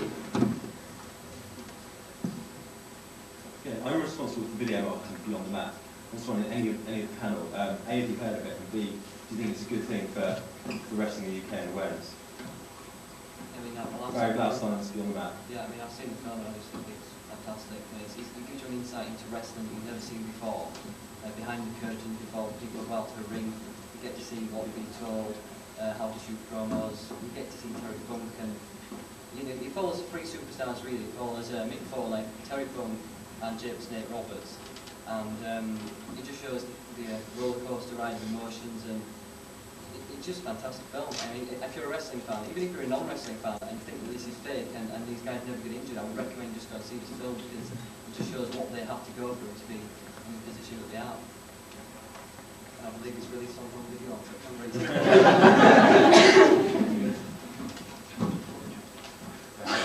Personally, I haven't had a chance to see the film itself, but just if you know some of the individuals and hear what is taking place right there, it's to achieve any success whatsoever in the world of professional wrestling.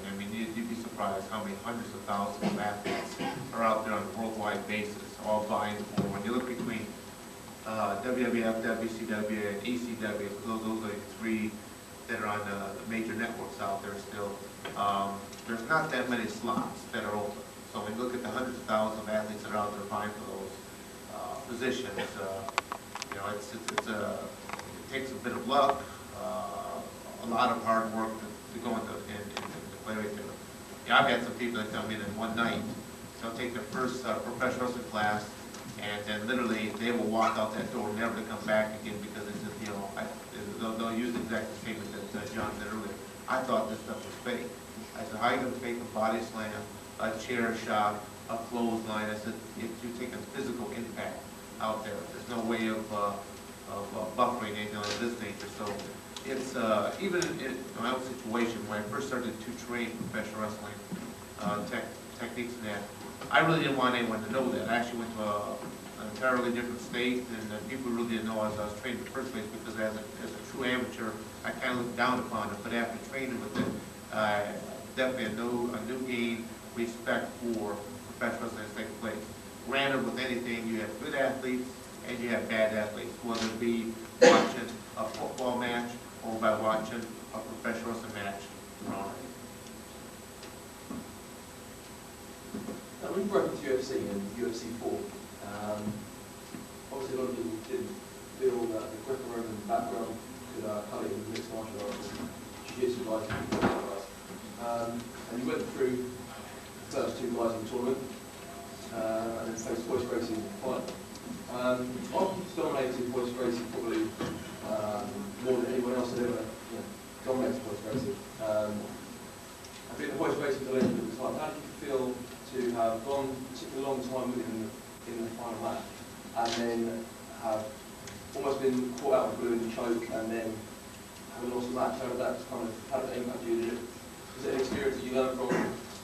Well, I'll address it a couple different ways, because you kind of brought up a couple different points right there. My first involvement in the Ultimate Fighting Championship, I didn't even know. I live in a rather rural community, so I didn't even know this thing existed until about after its second, maybe even the third event. I simply filled out an application. A lot of martial arts magazines like Black Belt magazine, Inside Karate Kung Fu, they were actually running these advertisements, you want to be a UFC competitor. So I simply filled out the application and I sent it on in. But I was told that they were receiving somewhere between 250 to 300 applications on a daily basis. So they never called me back. Well, I was a professional wrestler as of the '92 Olympics. I happened to be going out to Los Angeles on a professional wrestling card, and a couple more phone calls were made on my behalf to the promoter at that time, Art Davey. So Art Davey came out to watch me in my professional wrestling match that evening. They conducted his own personal interview. And ironically, I don't think he was going to actually put me in. I believe someone had an injury or somebody pulled out at the last second. And I was simply contacted because by the time I was told I was in, I did not have that much time in preparation. I only trained for 5 days. I trained for 5 days and I entered Hoist Gracie's world. I don't think you could train for 5 days and enter my world whatsoever. And even then I was very limited on my ability to strike, to headbutt, to knee, to elbow. I mean, when the UFC, a lot of people realize when the UFC first began, there were only 2 rules. Simply nobody, no eye gouge. Anything that you can possibly think of, oh yeah, you can do up there. No weight classes, no time limits, and it was bare knuckle. And when the first law that they kind of went after this to try to ban it was, bare knuckled prize fighting was banned at the turn of the century. So when the first thing they had to do was mandatory gloves on all the competitors. And now, I mean, the product that they produce now in the Open Fighting Championship is nothing like it was first perceived as. I mean, it's a very tame product out there. But to have gone that match, like the first 2 matches, I did not throw a single strike. I simply used what skills I brought to the table. I'm an amateur wrestler. They use that term Greco-Roman wrestler because I think it was a novelty. And, I was the first real wrestler that actually stepped in there. In the United States, there's only maybe 4 major tournaments on an annual basis to compete in. So there's no way you can become a highly skilled international competitor by only competing 4 times a year. So I mean, I compete in far more freestyle matches and judo matches and sambo matches than I probably ever have in the world of Greco-Roman. But with this blend, they simply keep interacting as a Greco-Roman wrestler. But a lot of the techniques I do utilize are Greco-Roman, and Greco-Roman being basically from the waist up. So, in my match against Hoist Gracie in the final match, I mean, it was even, if they ever go back and look at that videotape again, you'll see the initial about 1.5 minutes, I take him down. I drop my left forearm right on his chest, I slide right up, hit him in the chin, force his head back, and I cock back. I was going to go for a throat punch. Now, at my weight and my power, I might have missed him. I might have hit right on the nail, and then if I would have hit right on the nail, that would have been probably just dragging him out the body bag at that point in time. But I like to think of myself as more of a competitor, not just, someone there is looking to take the first life like a Tank Abbott type individual. That's one of those personality conflicts I think that they would back in the fight clubs there. But, it was several minutes into the match before I really started throwing any kind of strikes, and even when I did throw strikes, it was peripheral, strictly to the side of the face, nothing directly down in. And, I lost all element of time in that match, and, they say the eyes are the windows of the soul. Well, I'm staring right through Hoist Gracie's soul as this match is going on. And I could see him looking over at his father through the fencing. I could read exactly what was going on in his mind. What was going on in his mind was, Dad, I'm hanging in here. But if you were to throw that towel in, I wouldn't hold that against you. And as I turned around and looked at his father, he had the towel in his hand. He simply brought it up, put it underneath his arms like this, and shook his head no.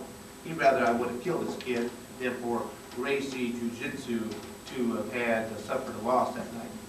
Now, a lot of people think I lost that night. There's only one person that knows what really happened, and that's myself.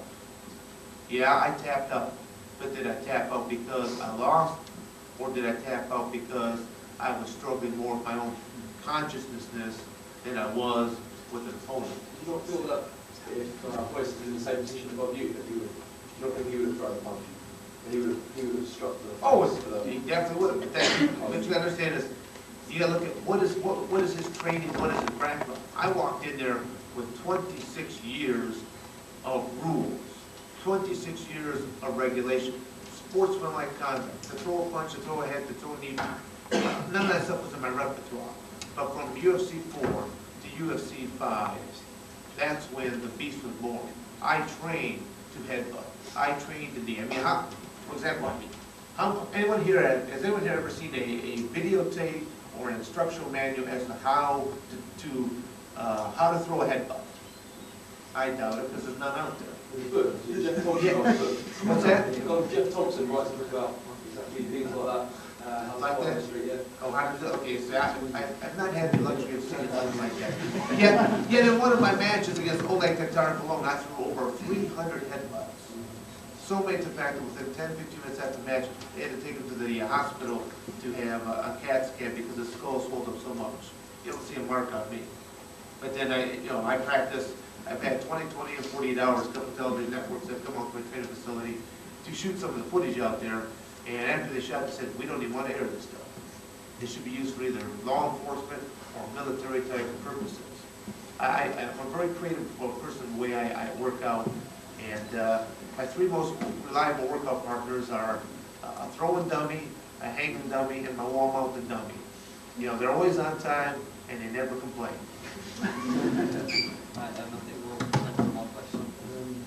Michael, why do you think you're going to beat Dan Severn tomorrow? Interesting question. You know, the thing is, he doesn't know nothing about me. He knows nothing. I know everything about him. I've watched his videos. I'm prepared. He doesn't know a thing. I've created my own submission move nobody's seen before, so it will be a surprise for me tomorrow. Yeah. And as you see, I want to add something. He's bringing all his belts. Yeah, I have belts too. Being 3-time CWA Junior Champion, Mid-American Champion, European Tag Team Champion. At the moment, I'm a German Wrestling Association Heavyweight Champion. But I don't give anything about belts. They don't mean nothing for me. It's just standing in the ring, competing and winning. Yeah. And this will be the same tomorrow. He's talking about his wrestling school. I've got my own, yeah. But the biggest wrestling school there is in Europe at the moment. It's the Power Blacks, and it's in Vienna, and we train 7 days a week. Yep, not just 4. Yeah. So the thing is, Dan Severn has accomplished a lot. But when back in the 80s, I don't know. Man, how old are you? Yeah, sorry. I mean, he reminds me a little bit of my father, you know. Sounds like twice my age, and he has accomplished a lot. But where am I in 15 years' time? Maybe I want more belts. Yeah. We will all see tomorrow. Well, obviously, Michael's father did not bring him up the way that he should to respect his elders. But I think maybe come tomorrow night, I'm going to have to teach him a little lesson in humility and respect out there. I guess it's going to kind of be closely related to an event that happened here just a couple months ago in the Euro 2000. When England took on Germany, and I do believe that England trounced them, and I think I will be representing England there tomorrow night as I will place yet another trouncing from a representative of Germany. Yeah, blah, blah, blah. It's a sport for idiots. I don't care about football, yeah? Even if the people like it here. But the thing is, although you remind me of my daddy, the thing is, that's no good news, because I don't like my daddy. So tomorrow, I just imagine you being my daddy. When I beat the crap out of you, I think about my daddy the time when he beat me up when I was a kid, and I get revenge on you. I think that's enough motivation for me tomorrow, yeah? Well, Mike, I could see that you probably need some psychological help along with this, but you know, it's. I'll see what I can do here in tomorrow night's match here to try to get your mind right, get your attitude redirected here in life. Yeah, maybe by the time that you reach my age, you might have accomplished as much as I have, although I doubt it. You know, I think that you're headed down the wrong path here right now, but we'll see come tomorrow if I can put you right back on the path that you should be on. Okay, we'll see tomorrow, you know. It's all where you can look in wrestling, the new generation is taking over. Maybe your time has come. And I think your time has come. So we will see tomorrow for sure. Yeah? And maybe, it's a good advice, people watch out for an upset tomorrow. Yeah? because it's the end of one area and the dawn of a new one. And that's what the people are going to start. We're not here to make a public spectacle of this, or Michael. So I mean, so many people, if you are showing up at Toronto night, please bring an extra tissue there for Mike when the match is over. But if there's more questions, I'd like to take this opportunity to answer a few more intelligent questions. And gentlemen back there. This is really for everybody on the desk. What everybody's view on the new direction that wrestling's taking, with sports entertainment really, rather than the actual wrestling side of it? Yeah, I guess anyone can really address that one right there. It's definitely different. I mean, WWF actually was the first company to kind of put out there what they call their new attitude. Or realistically, you have nothing but shades of gray, shades of darkness. I think they're a little bit more caught up into this storyline and the glitter than they actually are in substance itself. And I think after they saw that they got taken over by WCW for quite a long period of time and had the run of the roost there, and now to see that they've gone downhill quite a bit. Now they're following suit. I think a lot of the other companies are following suit.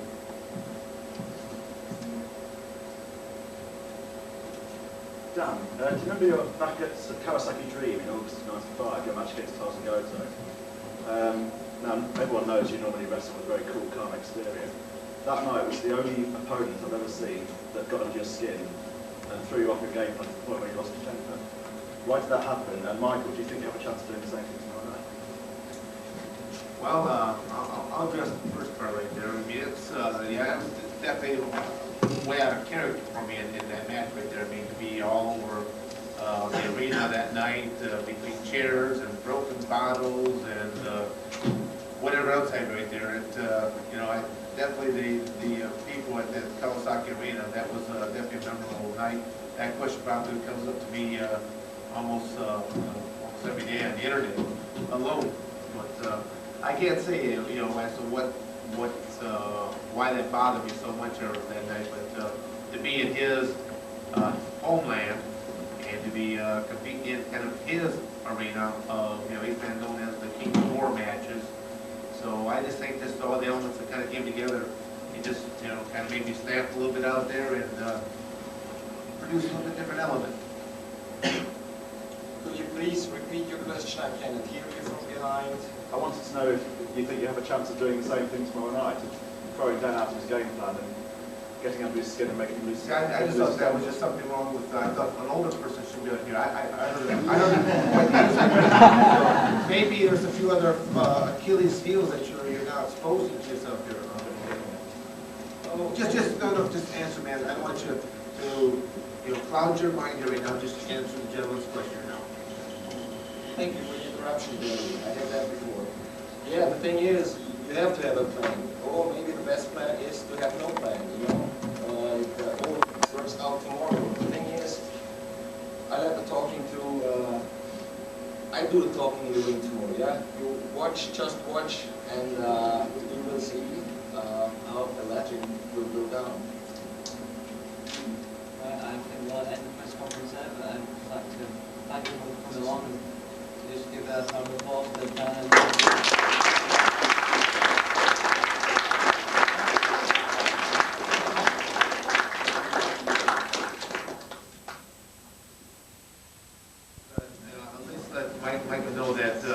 After Tron night's match, I think that Pat Patterson will probably make an opportunity for him to move up into that organization right there. Thank you very much. Thing is, we don't have to wait till tomorrow if you want. Then we can start right here if you want to. Michael, as much as I'd like to oblige you, as far as I know, this is a sold-out event this Tron night, and unless we got enough videotapes so we can simply show the replay of what may happen. I know being that your ECW legacy right there, we only have one table here right now, and I didn't have to use up a couple tables on you, pretty much all the chairs on you, but no, I won't grant you that opportunity. I will keep my calm exterior here right now. come tomorrow night, you may see recollections of Tarzan go to the match right there.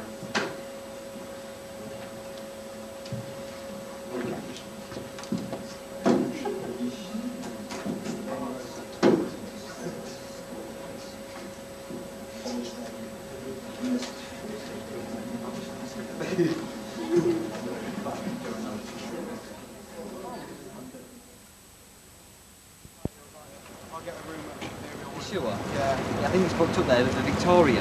Well, where Mo's staying? Yes. I'll go there. Sure. Wohin das sind Catcher da in die Trainingsanzüge, die Typen, die nur da stehen. Was ist das? Wohnjacken und so, oder voll. Nein. Ja, gut, das. Oh. So, you see that? Yeah. See you later. John, you can fit in the car, Mike. Mike. How many of it? I didn't say organization, something that sounded like that. Yeah.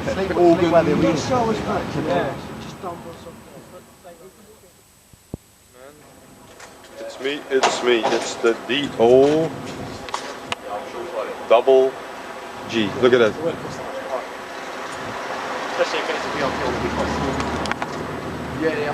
So, jetzt geht's ab zur Players Party, sage ich schon. Wrestler Party.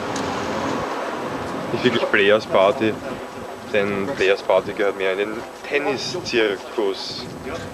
Hier sind die Halifax, University of Halifax. Das ist Altstadt hier.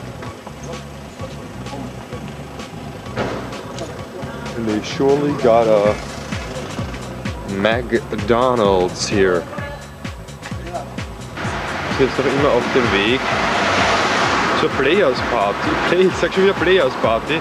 Natürlich ist es Bullshit, da ich aber schon lange in der Tennisszene bin und bei diesen diversen Festivitäten teilgenommen habe, sage ich immer Players Party. Gut, egal. Ich sage jetzt mal zur Party, aber wir haben bis jetzt noch keine Clue, wo diese Party in welchem Lokal stattfindet. Wir suchen weiter. Es sind hier vorne Phil North, Matt North und Glenn, the friend. Und bis jetzt no fucking clue where that shitty party will take place. Wir sind die Landschaft, Halifax. Oh my god. When the East is in the house, oh my god.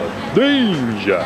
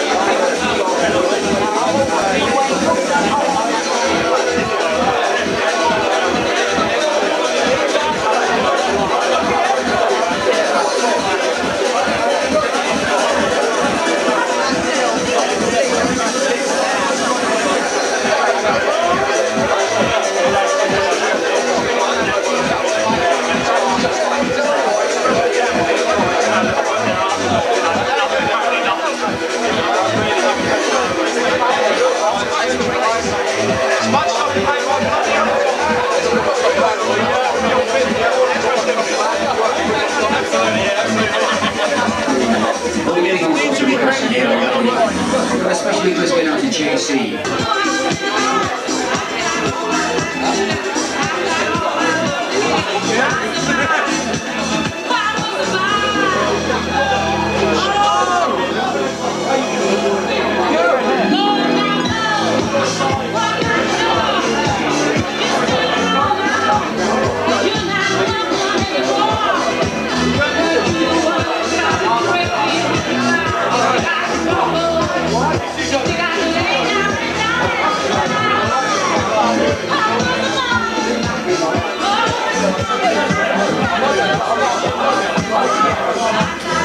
Very strange request going out to JC. Some very strange requests indeed, but in any case. And if you see the lights going on and off, it's our nearest we've got to disco lights this evening. Make the most of that.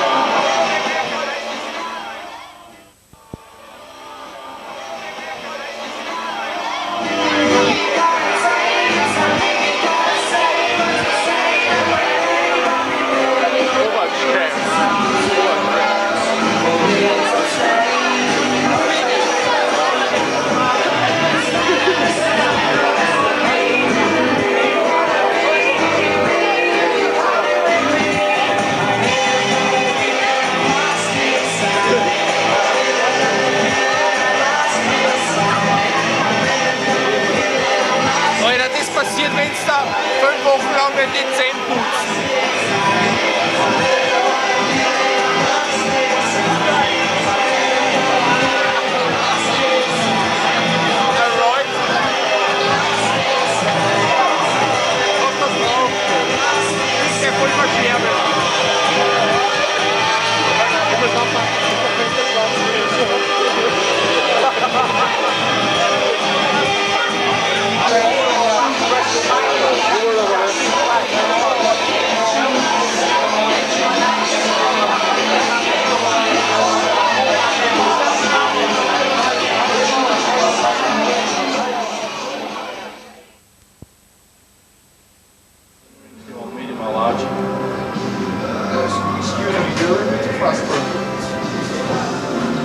Medium, da gibt es auch groß und klar von den anderen Rings. Na, Alter, das ist ja Wahnsinn. Okay. So for now it's good, and then I want to shake, but maybe I can back up. Yeah, shit, man. Now I'm getting mad. Hebt das für morgen auf. That's £7.7 then, please. Yeah. Now I've got a lot of small givings for you. What's that? 4? 4 quid, yeah. 5, 6, 7, and what? 7. Aldo. Nice one, cheers.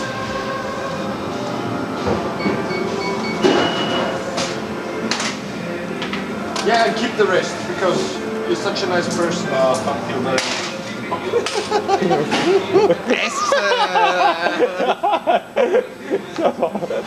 Alter, die Hund Burger King rein auf die Nacht und keine Sau da, Alter.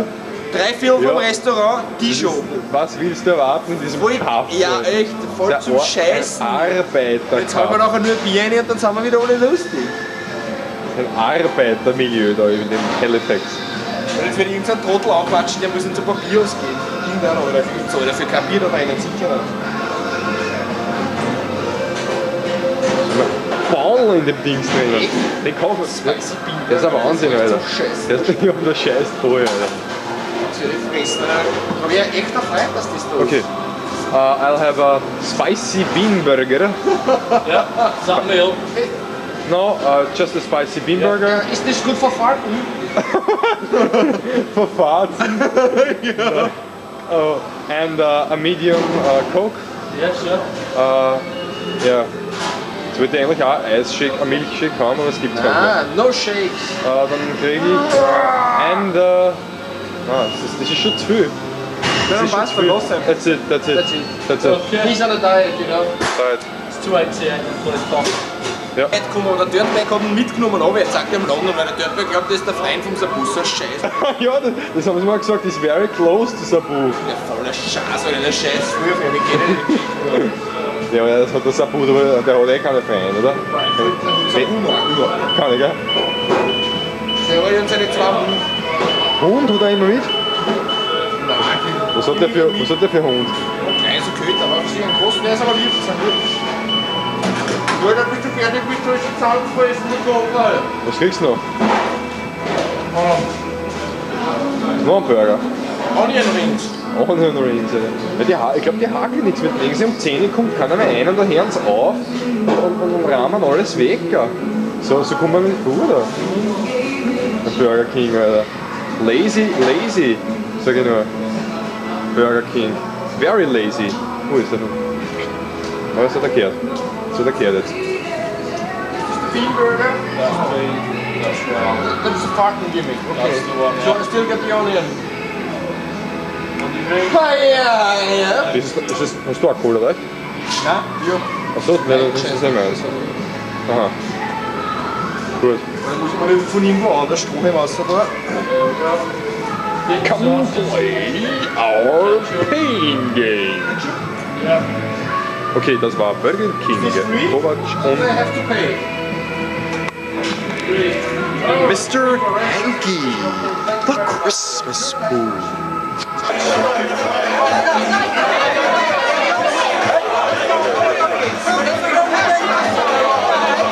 He's a real man. Oh! Meine, der das schon 4 Bier nehmen und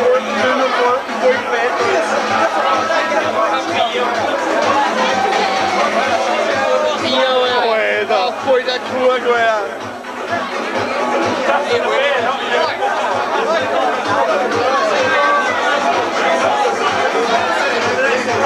Oh yes, I am the game.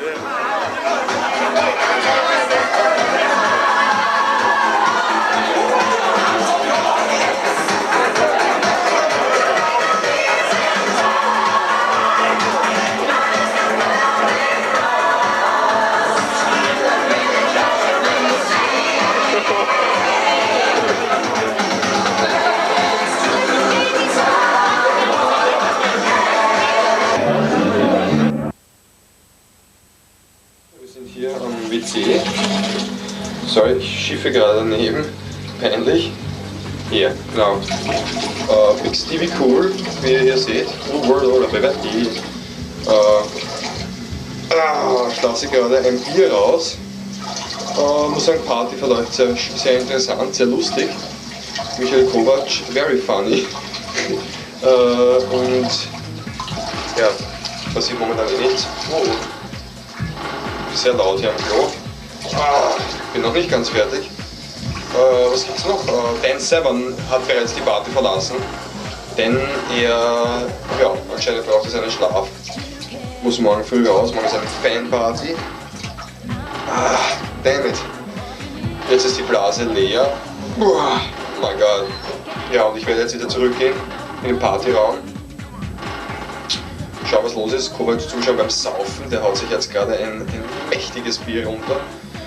Ja, mal sehen, was los ist. Mit dem indischen Heal-Reporter werde ich jetzt kommunizieren. Ja, ciao, bis später mal. Peace.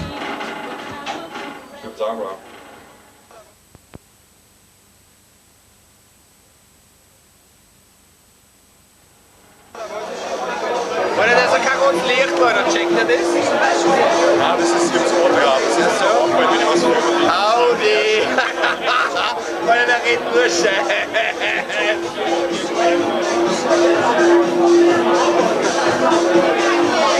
It's not just the coolest, it's not just the best. Christ almighty, it's incredible. Just incredible. Howdy, Mom, it's me. Howdy. It's Al Snow and just incredible, I think. Coward, come on. Get right up. If you're shy, make sure you're behind his head right now.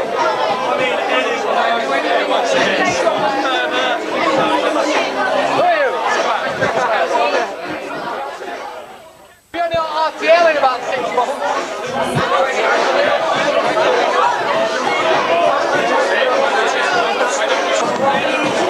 Look at this. Wenn du bist da draußen nach und schaut sich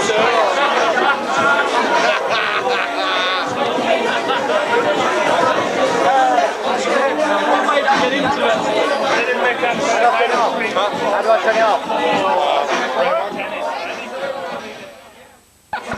It's not my thing. Yeah, well, maybe a bit more. Look. No, Ian.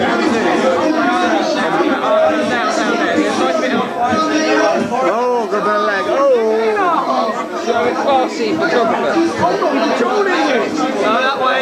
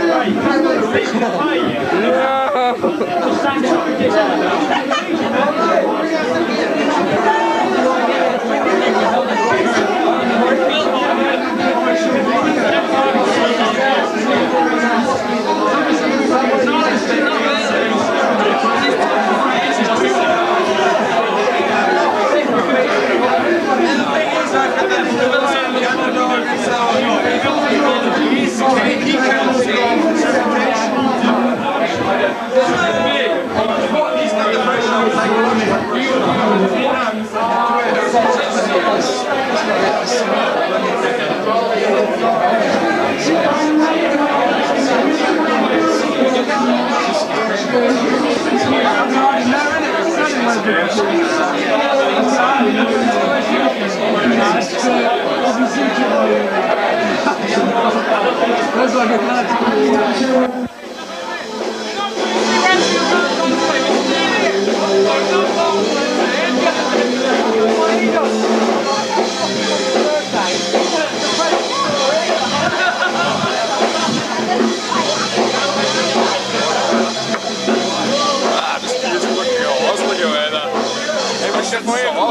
Put some shine.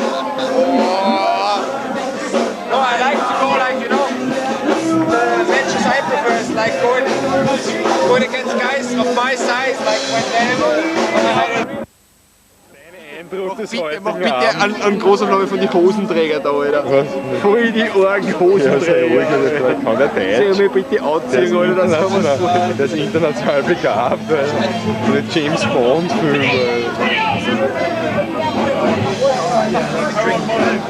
soll man die Hosenträger ziehen, Alter? Alle, schau, Victoria. Das passt gar nicht. Ja, was ich weiß nicht. Voll, die haben voll die billigen, nuttigen Schuhe, Alter, die rosa roten, voll zum Scheißen. Das hat vom Campen aus. Aber dein Severn ist auch noch da jetzt. Dein Severn ist still there.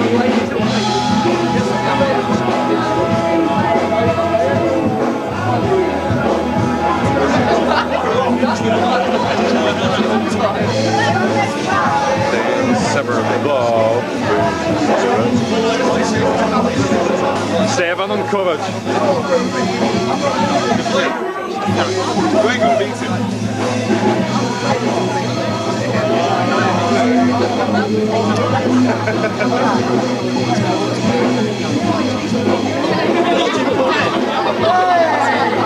How was that? You've been filming all night. All the way, yeah. I have to. Does it look good? Don't accidentally sure. slip that down. A little bit a tan. I mean, you have to put up a bit of color on yours. I think it's quite nice. I need a tan. No, I have to admit that is my downside. I am really white. Yeah, that's the British. But then again, when the lights are out, you notice how white you are. You know what I mean? Yeah, well, you have to travel to the southern Europe. Yeah, I do intend when I do make it, yeah, because I'll just be like, I have so much money, I'll be able to, you know, like go and sun myself. With me?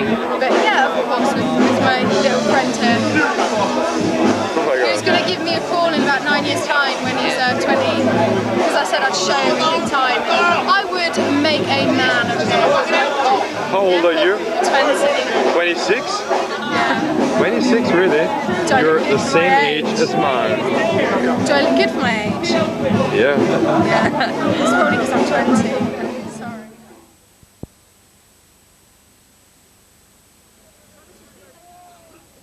I look quite white, don't I? Yeah. Okay, yeah. You look more tanned, didn't it? You look more tanned, didn't it? Does my nose is broken? Really? It's broken? Had a fight, yeah. Oh, hello. I had a fight with the bathroom door at a party that I went to. You went through a bathroom door, you closed? No. I was at a party, yeah, and the people didn't like me, yeah, and I was in the toilet, okay, and I just got up to come out of the toilet, and they kicked the door, and my nose just literally went like that, so it's like kicked my nose and went like that. Dirty boy, man. No, don't say anything. You just got to wait till we do the toilet. So you want to see the toilet scene that we do? It's classic. Naughty. But you're not going to see it to the video, so don't tell them. Gimmick mode on, please. The Austrian bloke wants a hint. I don't think we should give him a hint. Hi, how are you doing? Yeah. I want to be an actor when I grow up. Look at that. Look at that.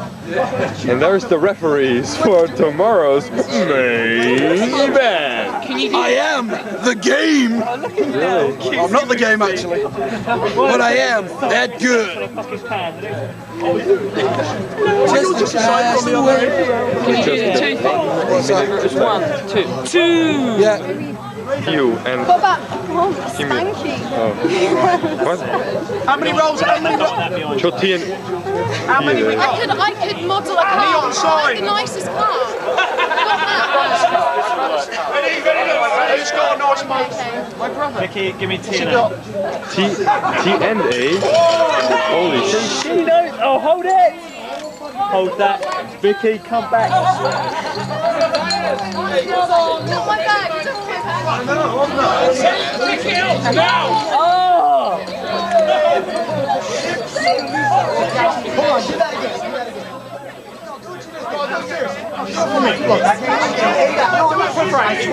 He's travelled a long way. Now, if that shit gets in the magazine, I'm getting a divorce. And he's only just got fucking married. Frankie Capone and Victoria. That would be cool. Tough life. You just don't know how much. Hold it, girls, hold it.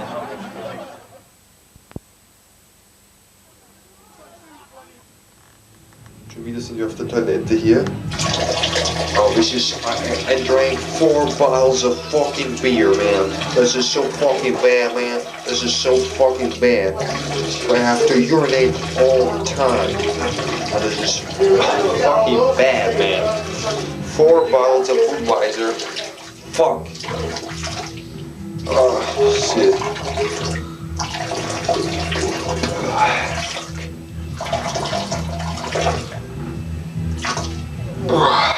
Damn it.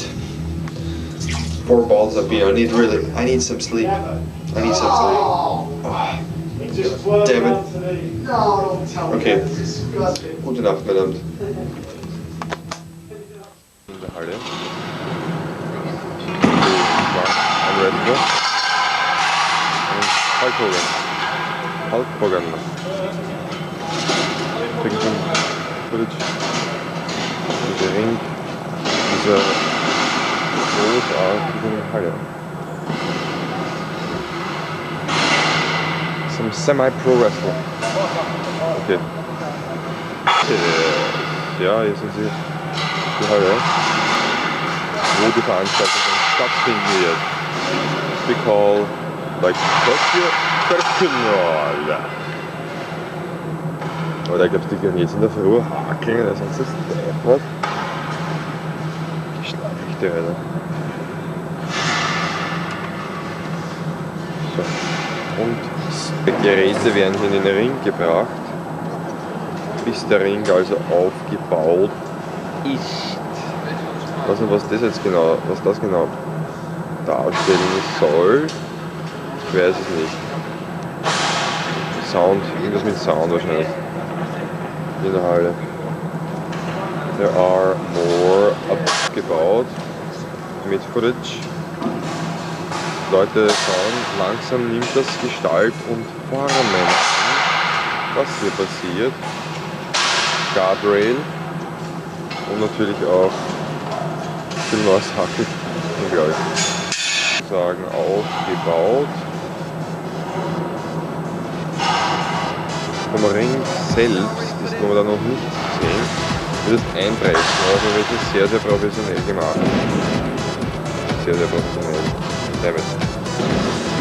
Bereits Hardcore-Elemente in Sachen von Folding Chair.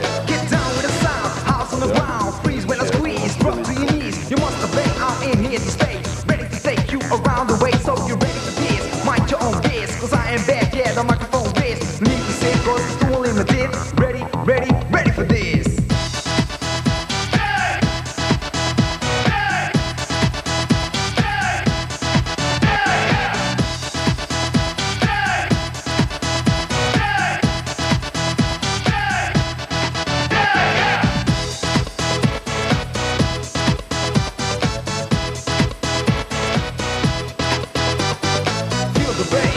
Get closer, be impressed by the words I chose. So once again, kicking it live, doing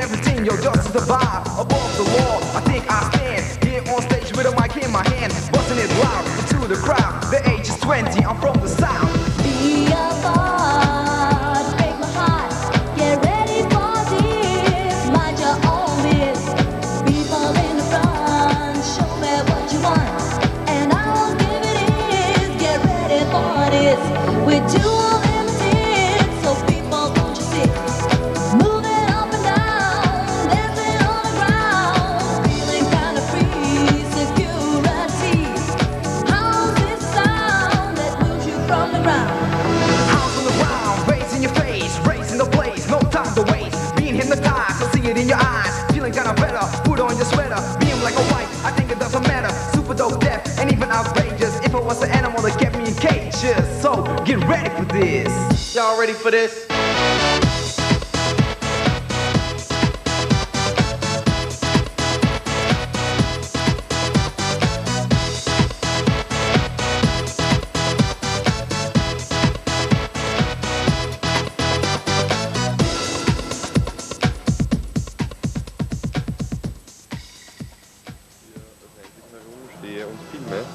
Und die anderen arbeiten lasse.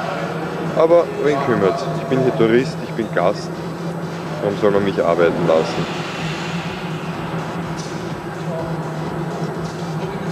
The Specialist.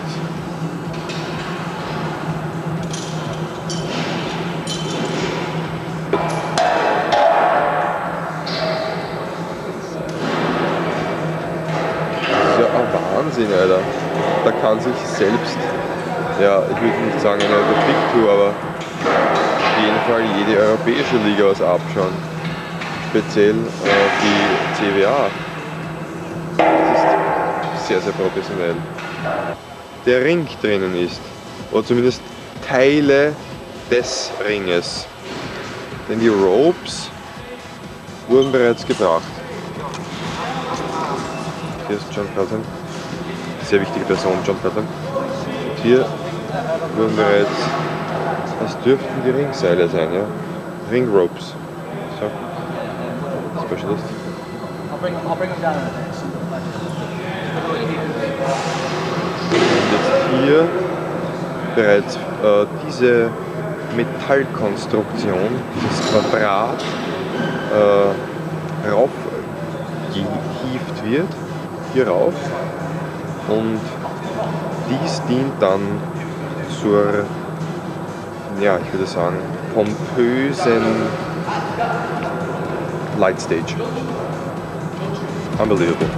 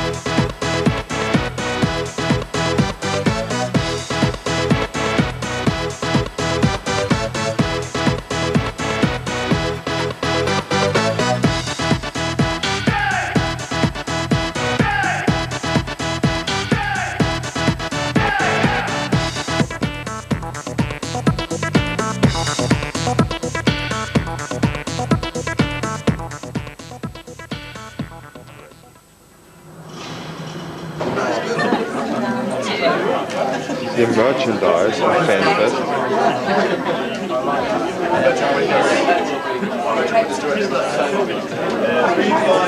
Somebody sometimes. What are you so fascinated with? What's smelling? Oh, look, squeeze it together. You've got loads of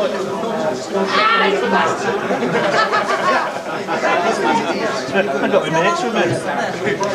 John is, yeah. Tommy is just a guy.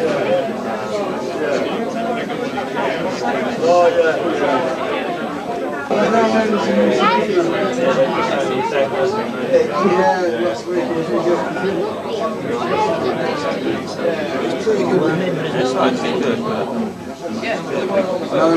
I was getting the tail on. How much? 4 weeks. Not 4. Yeah, I don't know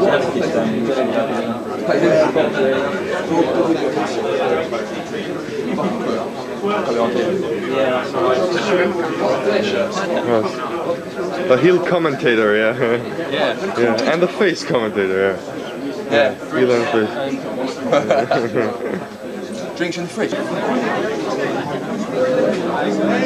Oh, der ist erst, bist du schon da? Oh, das ist kultig, oder? Das ist so kultig. Alter, bitte! Das ist cool, du kannst nicht so mit zuzoomen, oder? Catweasel, Alter! Das ist Catweasel. Alter, schlecht! Oder der Angus, Alter! Wild Angus, den kenne ich, habe ich schon mal gesehen. Das ist Schotter. Ins Knie, Alter! Das sieht schon super aus. Schleich. Rollerball hochgehabt. Liverpool Lads war der Brooks und der Dings, gell? Wie heißt der andere? Royal? Nein, wie heißt der? Ich habe den Namen vielleicht merken. Ja, das ist ja wurscht. Legend of Doom. Legend, das sind hier. Legend of Doom. Bulldog 1, wer ist Bulldog 1? Was weiß ich, das sind die ganzen Copycat-Shows. Das Handy ist voll aufgegangen, gell? Echt geil! Wie ist der andere? Also natürlich, die schauen ja voll zum Scheißen aus, die Typen. Und dann schauen voll die Lulu-Truppen, der McDonald's und so, das ist der Orik, das ist ein Orik, glaube ich. Das ist ein Orik, das ist der Wahnsinn, ey.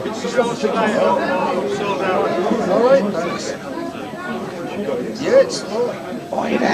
Die machen das auch Wahnsinn. Voll. Voll. Ja, I don't know what's the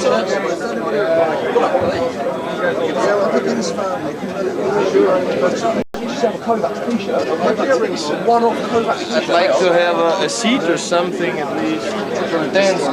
The Michael Kovac desperately looking for a seat.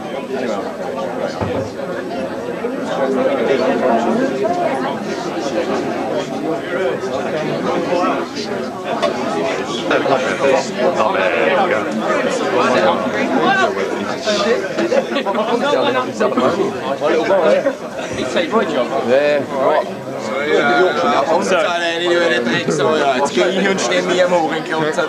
Für einen Gorilla-Preis verlangt er sicher abgefunden.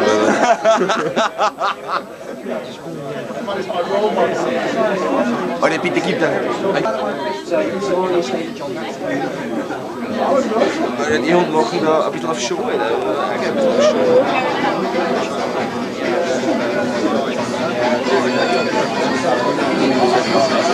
So, ab, zoom.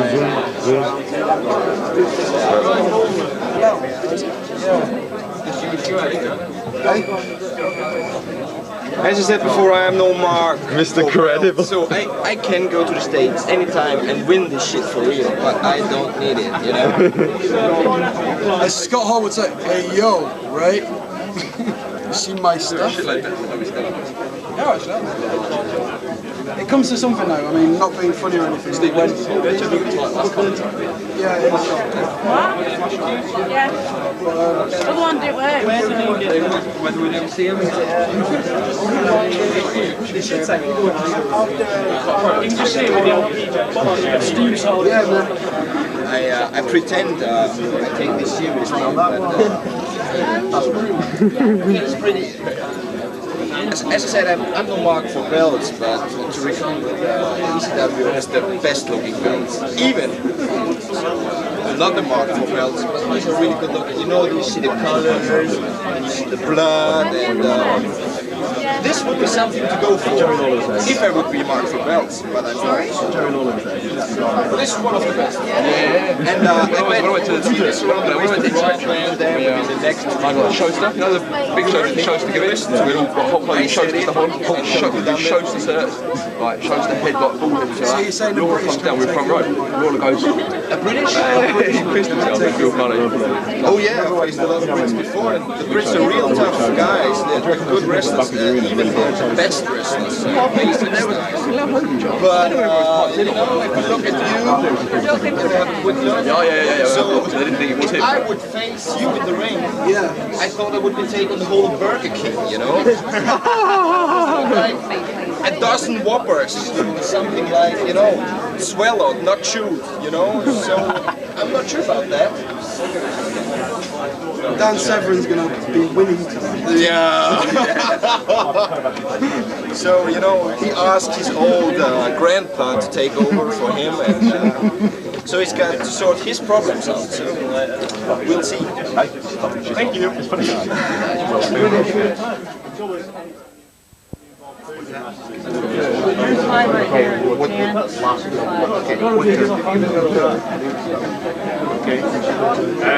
I was ready to know. I'm wondering if you've heard anything more of have you heard anything more of Anthony Arms? Yeah, we're doing this right now. That one? This one, okay. Your name? Leo? I must have heard it might be going to Crown Court.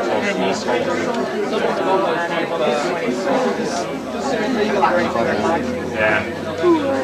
Well, me along with others, yeah. He's my friend. You know, these teams of people. Mark M. And J-A-N. Okay. Next up. Then team shooters. Mark and J. Team shooters. That's our monthly show. It's a comedy-like show, wrestling. And Video Vegas. That's the comedy. And an East W t-shirt. And I got some special for you. Just sign up. Exclusive dance, everything should be. It's the only one available right now. Where's the other black pen? Well, I don't know. It's laying up here, but else you were, it might have fallen down. Here it is. I got it. I go back. Sweet, I'm gonna try that. Thinner, you need a thinner one. Yeah, I know. Postcards. It's not easy to sign on this because I'm really small. It actually was not a half bad look. Of course, I think they gave me a little bit of a rock eyebrow on there. But, yeah, still. But I don't think I ever looked quite this good. Huh? Not that, no. Yeah, very muscular. Yeah, I would say I wish I looked that good. That's it. Done. Thanks,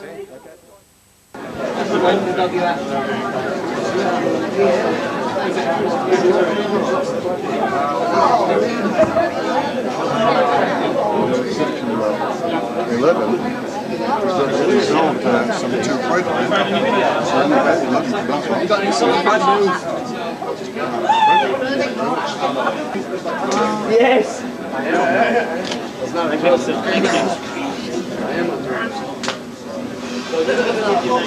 Shower. I was telling you about the gay gimmick thing you did. Ready?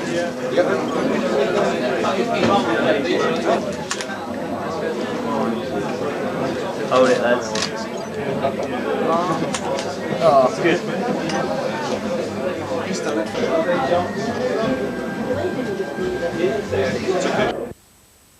Markus Aguilar. So soll das Ganze mal ausschauen. Hier sind sie Becky, Levi und Titan Brown. Very spectacular looking. And look at that shit. And here's waving the guy, Victoria, the Red Rooster and Kidman, die UK-Version von Billy the Kid Kidman. Phil, muss ich dazu sagen, das ist ein kritisches Gespräch, denn sein Auto wurde gestohlen. Fucking shit. Wie kommen wir wieder nach Hause? The ring, man, and the stage like this is something real special, man. Take a look at this. Take a look at that, man. It's awesome. This is really awesome. This is awesome footage from Evil Intentions, baby. And this is fucking good, man. It's gonna be a good show.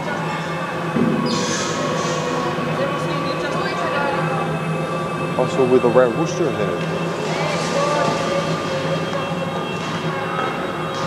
Let's go to the Hans Cheese Melted Berry Pack.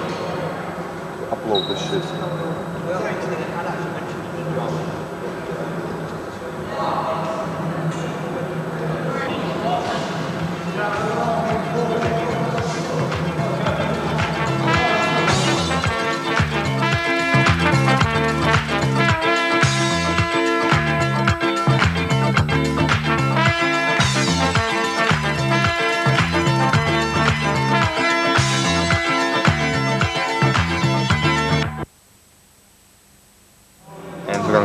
Tryout. Und zwar möchten Frankie Capone, Frankie Cocky Capone und The Dominator den Ring etwas testen. Das sehen Sie hier, Dominator. Und Frankie Cocky Capone. Na, Frankie Capone, just Frankie Capone. sehen Sie? Die Ringe. Chop, chop, 1, 2. Chop, 1, 2. Reversal. Ja, ehrlich. Oh mein Gott. Ja, ja, Sie kennen sich gleich. Frankie, Cocky, Capon.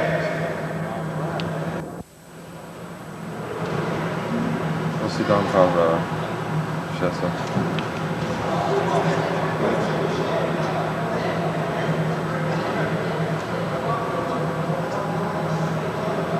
Geht's, was da, oder?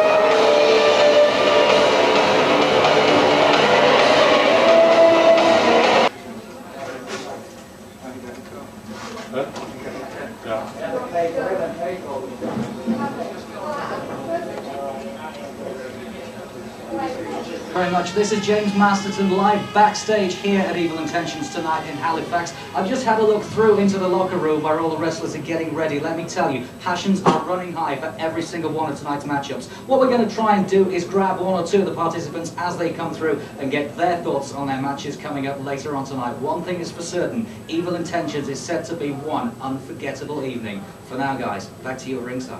Brilliant.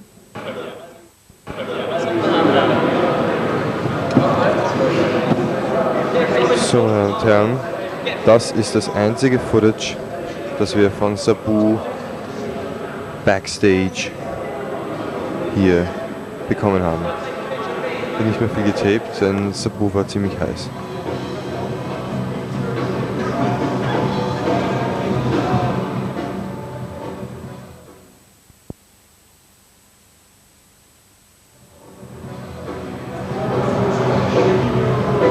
Hier sehen Sie, meine Damen und Herren, jetzt ist er nicht da, aber schauen Sie mal auf das Zeug, das ist Sabus Zeug. Seine Hose, beachten Sie hier, eine Schachtel Zigaretten, Sabu. 1, 2, 3. Okay, meine Damen und Herren, jetzt ist es bald soweit, ungefähr noch eine Stunde circa vor dem Event. Ich hatte jetzt mal eine Promo, ganz shootmäßig gesagt. Ja, was erwartet uns? Wir habt schon genug gesehen, eigentlich was alles so vor dieser Veranstaltung gemacht worden ist. Eins ist gleich klarzustellen, es werden wahrscheinlich ja, nur 2 Matches wirklich gefilmt werden von Video Vegas. Und das sind Sabu against Dirt Bike Kid und natürlich Michael Kovac gegen Dan the Beast Severn. Die anderen Matches, das wird dann alles im Rahmen des Kauftapes erscheinen. Das heißt, Video Vegas wird definitiv kein Tape der gesamten Veranstaltung rausbringen. Tja, das mal vor Ort hier. Es sind ungefähr 1000 Zuschauer hier und ja, Bombenstimmung, super Show, ihr werdet es dann sehen. Mega geile Bühnenstage, all das und more. Later on von Video Vegas und Mr. Hankey. Peace.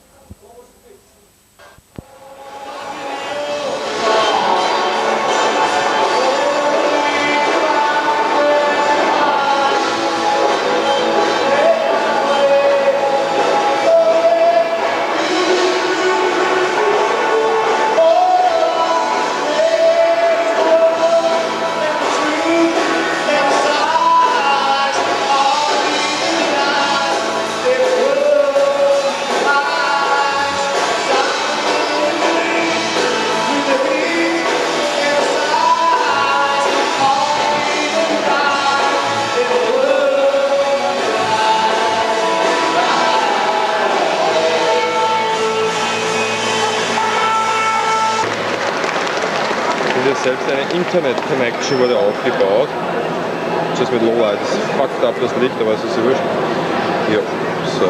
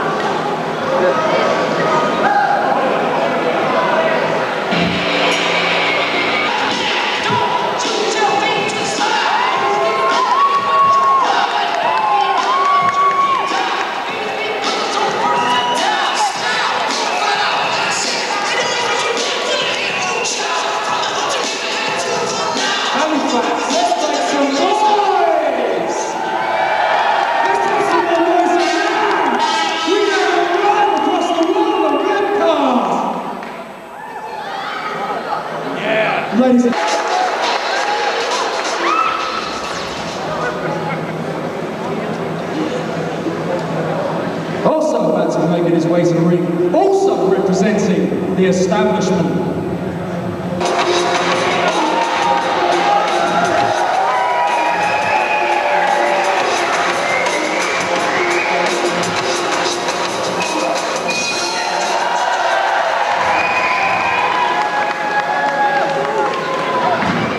About to make his way to the ring area.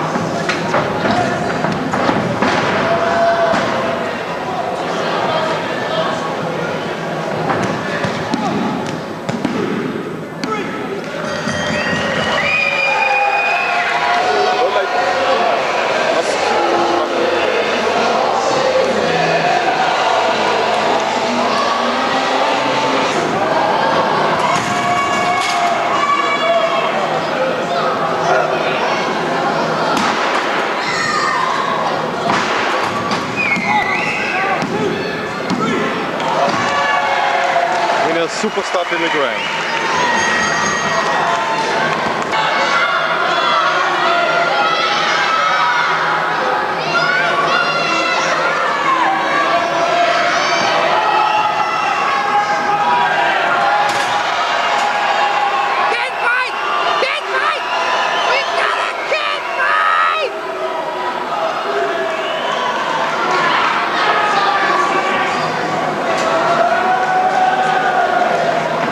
Oh!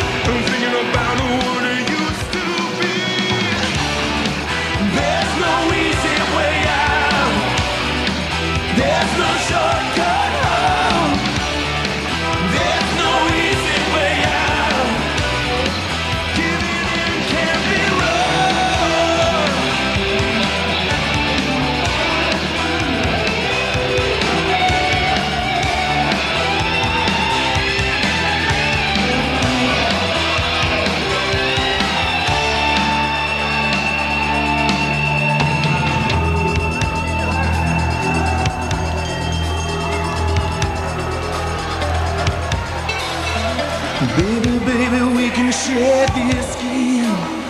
We can know how we feel inside. Instead of going down an endless road, not knowing.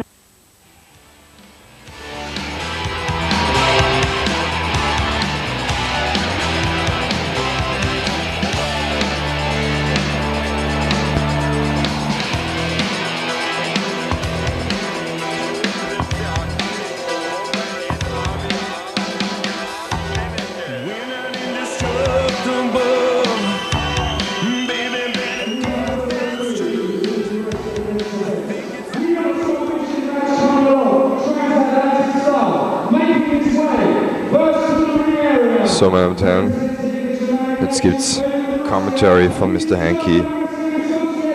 Und zwar steht jetzt das Match an zwischen Michael Kovac und Dan the Beast Severn, das wir schon sehnsüchtig warten. Und Sie haben es gehört, die Ansage: in wenigen Sekunden wird Michael Kovac zum Ring kommen.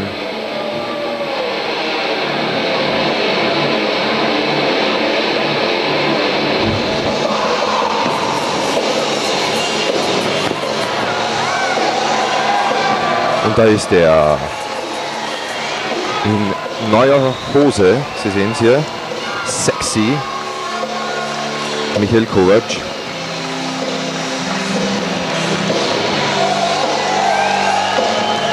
Aber er ist nicht ganz beliebt beim Publikum, das hat man schon in der Pressekonferenz gesehen.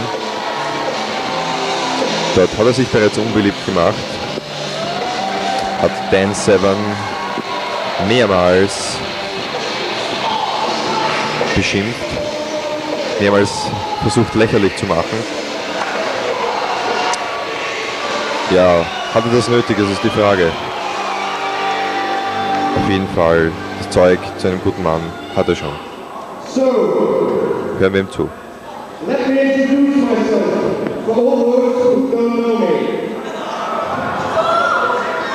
You know, I've got it all. I've got the looks, I've got the body, I've got the brain, I've got the ability, and to talk about, I definitely get something very big in my pants.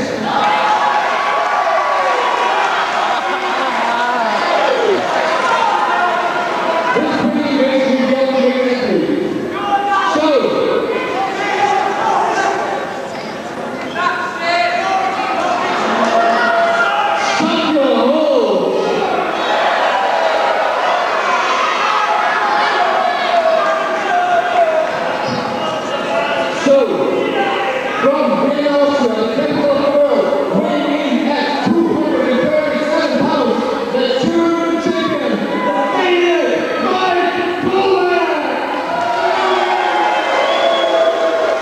eine pompöse Selbstvorstellung.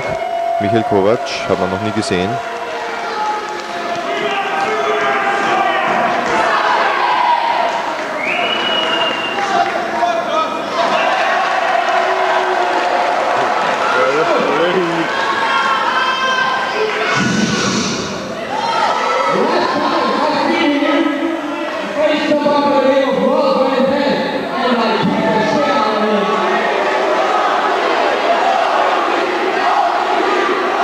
Gehört, er spricht das Match an gegen Robin Dan vor einigen Jahren in England.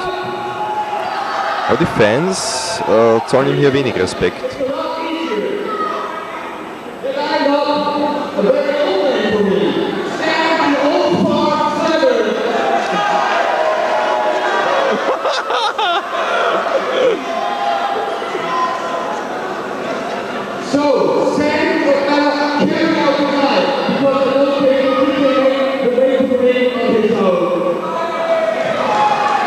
Sie haben es gehört, einige wirklich nicht nette Worte von Michael Kovac gegenüber den Fans und natürlich auch gegen seinen Gegner Dan Severn, der jetzt gleich zum Ring kommen wird. Und zwar in Begleitung von Becky Levi, einer Female Shootfighterin.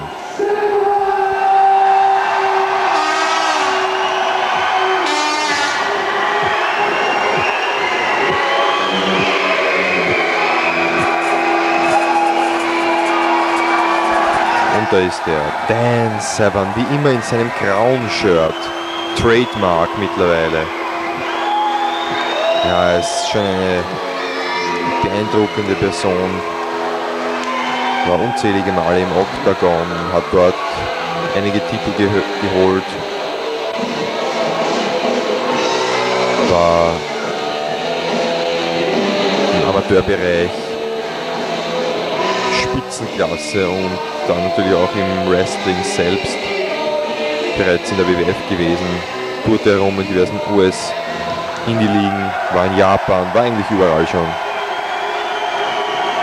Dan Severn, mittlerweile sicher eine Shoot-Fighting-Legende.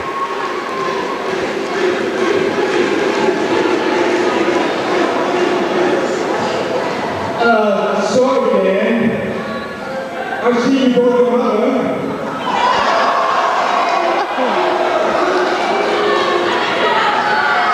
Wieder. The way I see it, you need to let the people back up. You better do it on your own. So, just in case, because you know, I don't want to be outnumbered, I've got somebody in the back, you know, in my corner.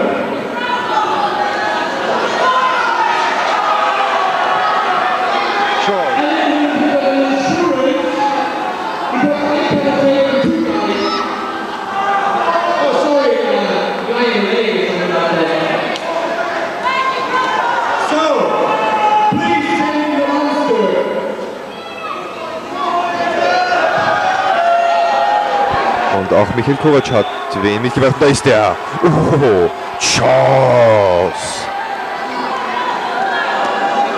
Das Monster, das Stunt-Double aus den James Bond-Filmen, der jetzt die Rolle des wirklichen Jaws übernommen hat, denn er, wirkliche Jaws, ist ja bereits vor einigen Jahren verstorben.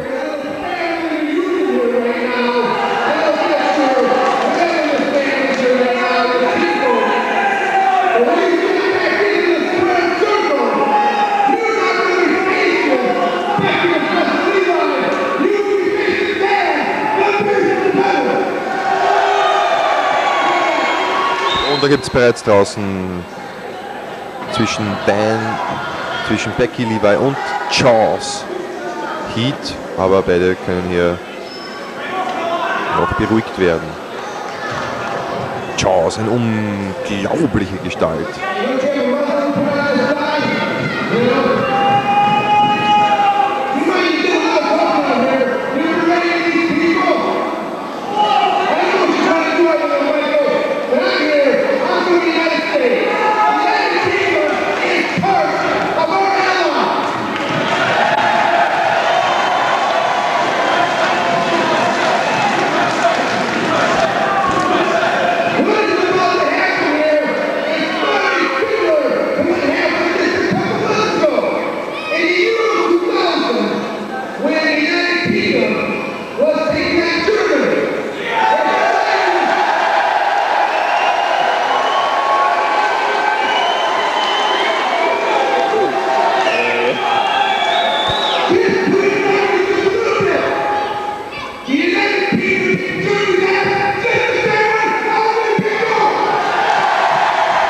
Ja, da spricht das an, die altbekannte Feindschaft zwischen England und Deutschland, das ist klar, das hat sich über das Jahrtausend fortgesetzt, die wird es immer geben, naja, damit muss man leben, leider. Onkel Adi haben wir es zu verdanken. So, jetzt geht's los, das Match zwischen Dan Severn und Michael Kovac, Ring Bell. Referee ist Steve Linsky. Und sofort will Dan Severn Kovac auf die Matte bringen. Aber Kovac sucht das Weite, sucht den Weg zu den Ringseilen in die Ringecke.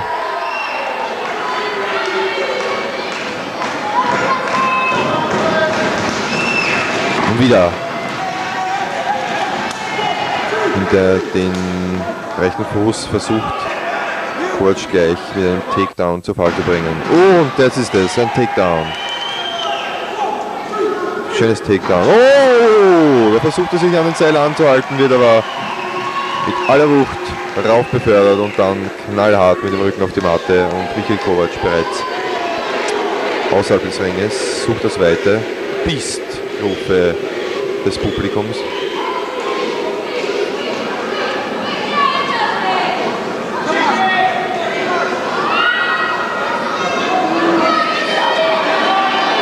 Nein, Michael Kovac will hier noch eine Auszeit machen, aber er wird angezählt von Stifelinski.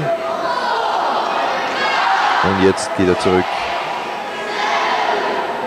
Ja.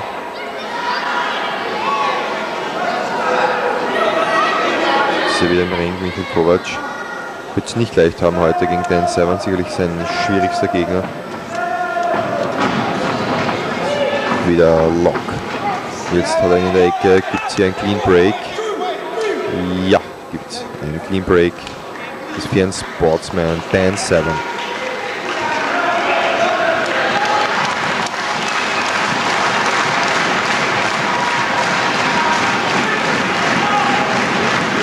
So, und wieder, aber jetzt wieder ein Tie-Up und wer ist der Stärkere? Dan Severn drückt Michael Kovac wieder in die Ringecke, zählt ihn an, Clean Break und wieder. Ja, man kann auch nicht erwarten von Dan Severn, dass er hier nachschlägt. Das ist nicht seine Art. So, jetzt der dritte Tie-Up. Und wieder in der Ringecke jetzt Michael Kovac dreht es um, hat jetzt Dan Severn in der Ecke.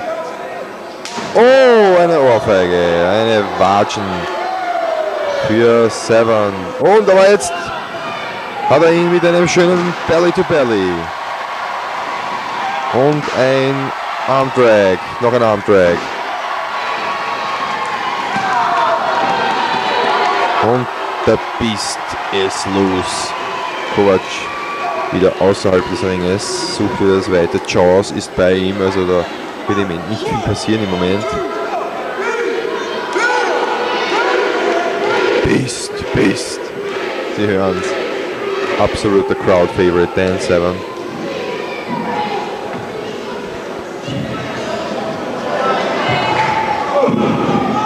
Sorry, Mr. Henry, you create for 60 euros.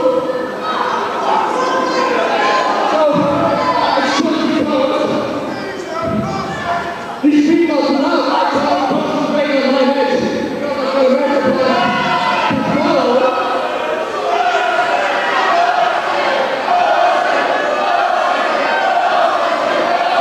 Ja, und wieder hat Michael Kovac einiges zu sagen. She's like 100 years old, but I think stop there already 20 years ago, and the streets over here to make a move.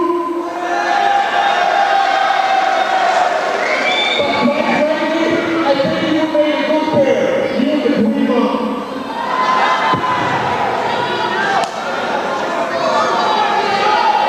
Tja, wieder nette Worte zum englischen Publikum, diesmal in Bezug auf den Geburtstag von Queen Mom, die wurde ja 100 Jahre.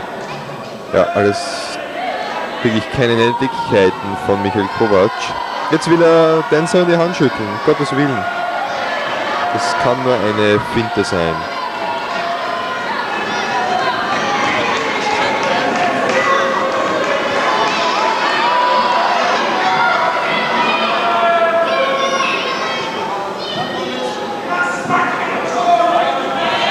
Dan Severn steigt ein, ja, Sie sehen es. Aber das war eine Finte von Michael Kovac. Das war wieder abzusehen. Und hier mit Leverage jetzt am obersten Ringseil. Und da ist Jaws. Oh, er will eingreifen. Jaws. Gefährlicher Mann. Und mittlerweile bearbeitet Michael Kovac Dan Severn.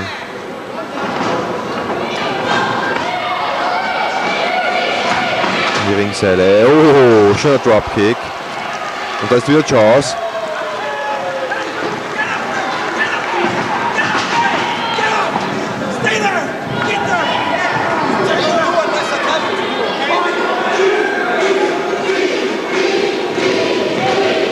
Wieder Beast-Rufe.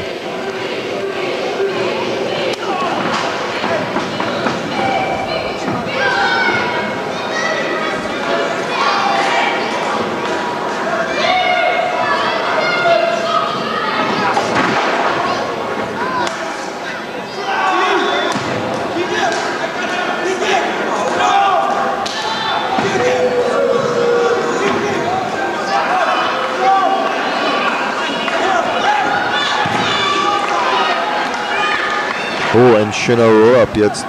1, 2, nein. Oh, da muss er aufpassen. Steve Linsky wird sich das nicht gefallen lassen. Und da ist wieder Jaws. Wirkt hier Severn.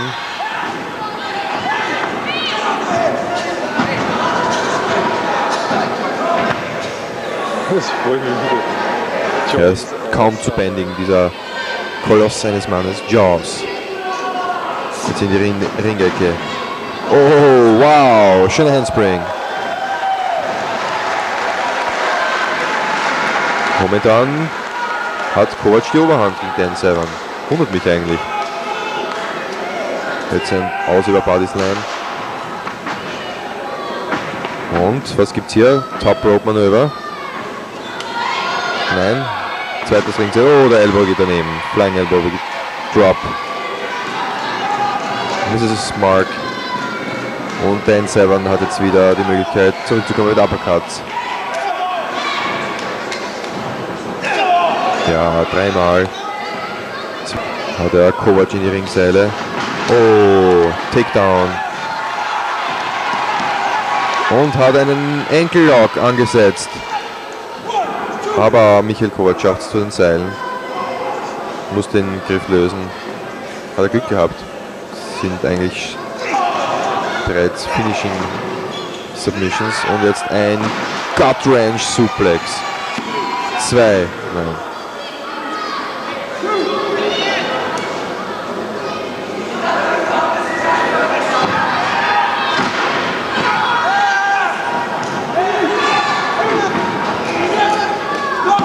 Ja, jetzt, wie gesagt, ist Dan Severn wieder Herr der Lage. Hat jetzt Michael Kovac in die Ringseile. Oh, Clothesline. Hat angedeutet mit der rechten, hätte ich geglaubt, aber kam mit der linken dann. Täuschungsmanöver von The Beast. Und wieder in die Ringecke geht Michael Kovac. Jetzt Dan Severn, was kommt hier mit einer Avalanche, mit einem Big Splash in die Ringecke. Und wieder Kovac in die Ringecke. Dan Severn kommt nach, aber in den Big Boot von Michael Kovac läuft er hier. Und wieder Elbow Drops von Michael Kovac. Momentan sehr ausgeglichenes Match. In die Ringseile, Ober Severn drüber und ein Big Splash. Hoch und schön gesprungen. 1, 2, oh! Dan kommt im letzten Moment raus. Oh, da beleidigt er den Schiedsrichter. Das ist nicht nett, was Michael Kovac heute zu sagen hat zu seinen Fans. Und Jaws, schauen Sie Jaws an. Er drückt hier Dan Severn gegen die Reling. Das ist brutal. Das sind brutale Aktionen. Äußerst illegal. Jaws ist sehr brutal. Ja, und das hat Dan Severn mit Sicherheit die Luft genommen.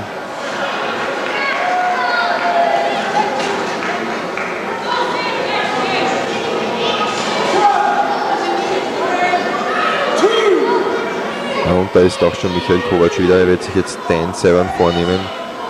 Außerhalb des Ringes ihn fertig machen. Ja, da geht's voll in die Guardrail.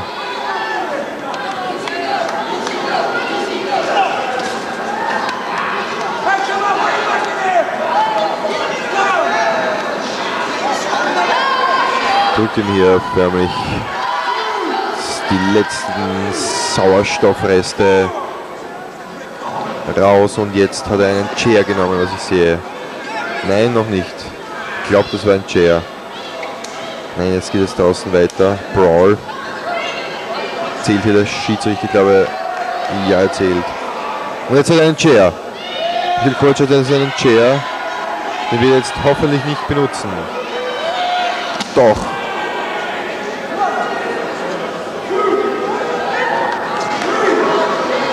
Oh, das sind ja No-Holds-Barred Rules. Oh, da ist ihm ein Chair ausgekommen. Das hatten wir jetzt noch drauf.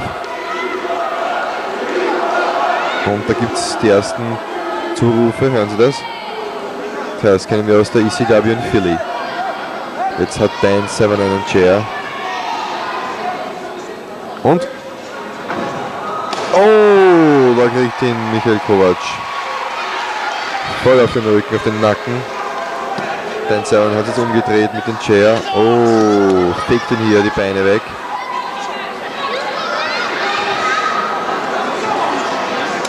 Aber er kann zurückkämpfen.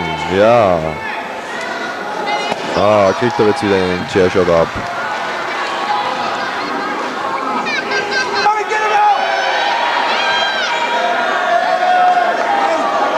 Da ist Jaws. Aber Jaws. Ja, droht er bereits. Er wieder mit Zähne raushauen. Und zwar sein falsches silbernes Gebiss. Oh, und wieder. Jetzt gibt es womöglich ein Chair-Duell. Da sehen Sie es. Oh, ein Chair-Duell. Und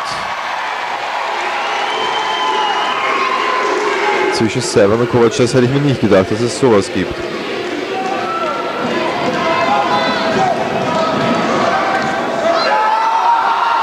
Oh, volles Programm und wieder. Wow, Clash of Chairs. Oh, ein Superkick. Ein Superkick war das. Jetzt hat Michael Kovac ihn wieder. Oh, ein schöner Spinning Kick. Trifft nicht voll, aber der trifft Severn. 2 Count. Das Match geht jetzt schon sehr lange. Fast 15 Minuten.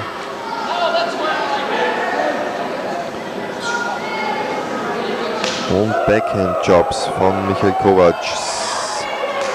Ja, das dann der Dan Severn. Noch einmal vielleicht. Oh nein! Jetzt hat Dan Severn es umgedreht und kommt mit Jobs nach. Und ein Hip Toss. The beast is loose. Ja, und wieder die Beast-Rufe natürlich. Oh, ein Low Blow. Ein Low Blow von Michael Kovac.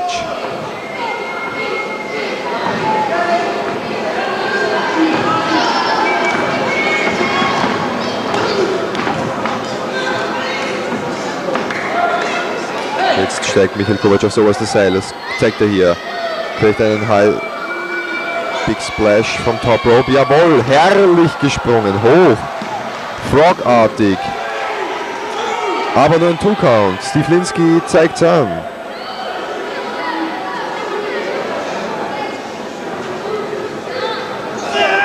Oh, Body Slam wieder.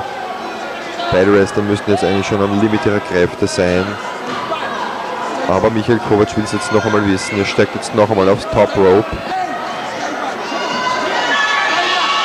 Das könnte zum Fängen. Oh, was macht Becky Levi da? Oh!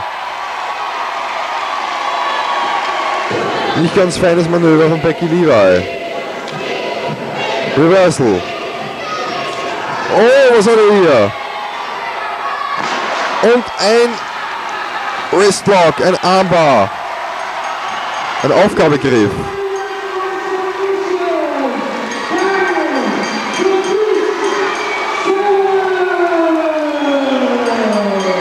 Und Kovac gibt auf, hätte ich mir nicht gedacht.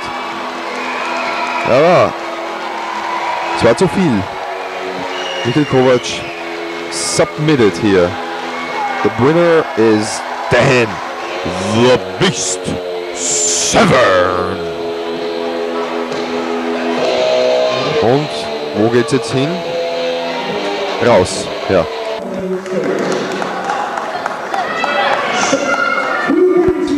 Das war's für Michael Kovac. Und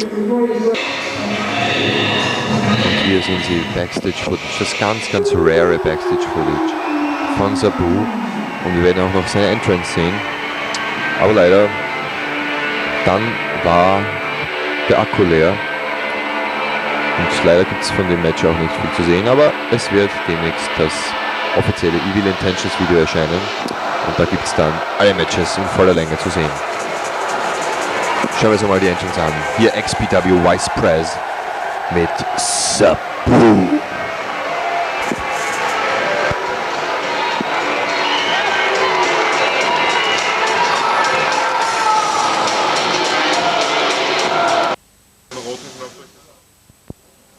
Terminal, während wir hier am Bahnhof warten auf das Ticket, denn wir fahren zurück nach London mit dem Zug, wo das Auto gestohlen worden ist. Wir warten auf die Tickets.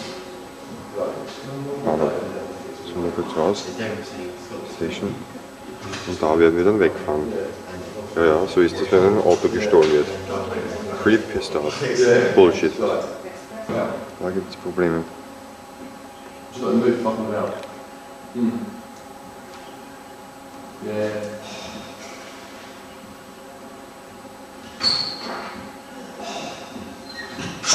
costs £5. I'm going to speak to Severn. Why can't I have those, can I? A single ticket from here to London. No, it wasn't a single ticket, it was a return ticket. You can't have a return ticket on Severn. It's not allowed. You can't have a return ticket on what? You can't have a return ticket if you are stranded. That's the law. It's a day pack. There is nothing like day packs for anything. Just listen to me. If you Is there a phone number day here? packs should be booked in advance, you know. Well, I'm really yeah. London, you can't go, I'm sorry. Easy. Well, no, listen, I'll tell you what, right? I'm getting on the train, and I don't give a fuck what happens. Well, that's just gonna happen. There's gonna be fucking police down and everything, so I'm just gonna go fucking mad. Yeah. Yeah, I have to. Yeah. Well.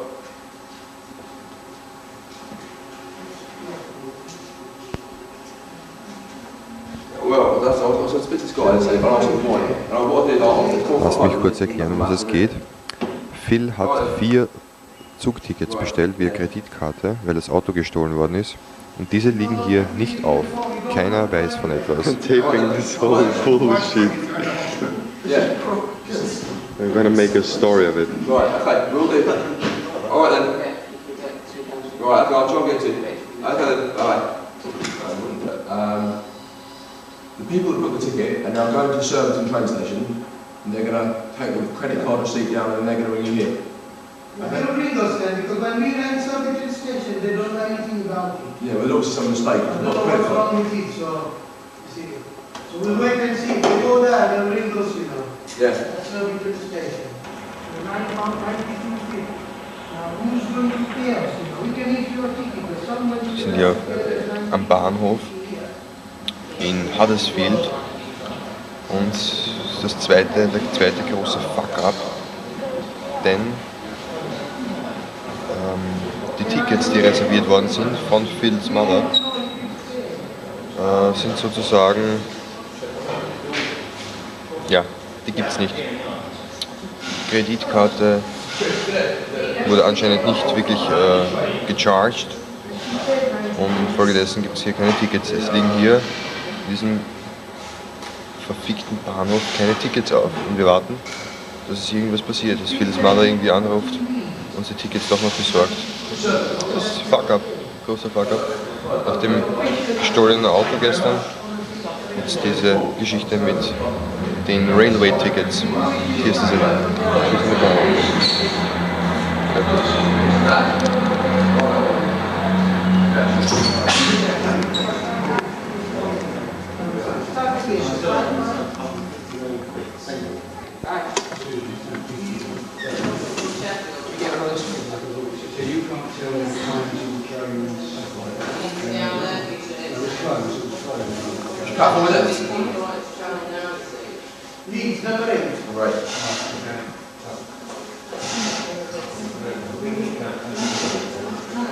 Jetzt anscheinend ist doch was mit den Tickets.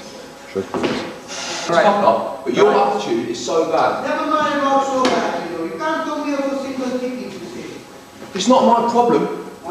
It all comes under the British Rail. It's all run by Oftrack. Your attitude's terrible. Her attitude's terrible. Fuck you. Problem.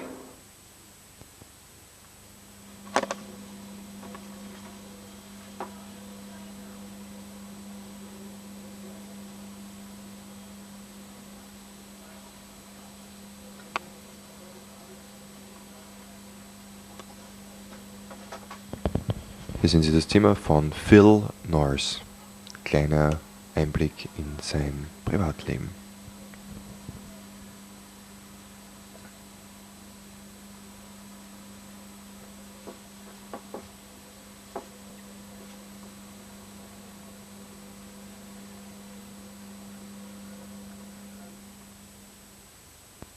Hi Folks, jetzt bin ich wieder da, sitze hier wieder auf der Terrasse, denn das Tape ist zu Ende. Es war wirklich eine tolle Zeit in England und wir werden auch viel vorhaben in nächster Zeit. Wir werden wieder nach England fahren, Phil wird herkommen, Mr. Hankey wird demnächst wieder nach Deutschland fahren, Shooters wird es einige wahnsinnige Skits geben. Hoffentlich geht die WWA wieder, beziehungsweise die VWC natürlich wieder on Tour. Nächstes Jahr auf jeden Fall die WWA wieder, VWC hoffentlich auch demnächst mit der neuen Halle. Es ist schweineheiß heute. Ich will mir jetzt wahrscheinlich ins Bad legen oder sonst wo. Und damit wünsche ich allen Fans viel Vergnügen und bis nächstes Mal. Glück auf deinem Weg in die Charts und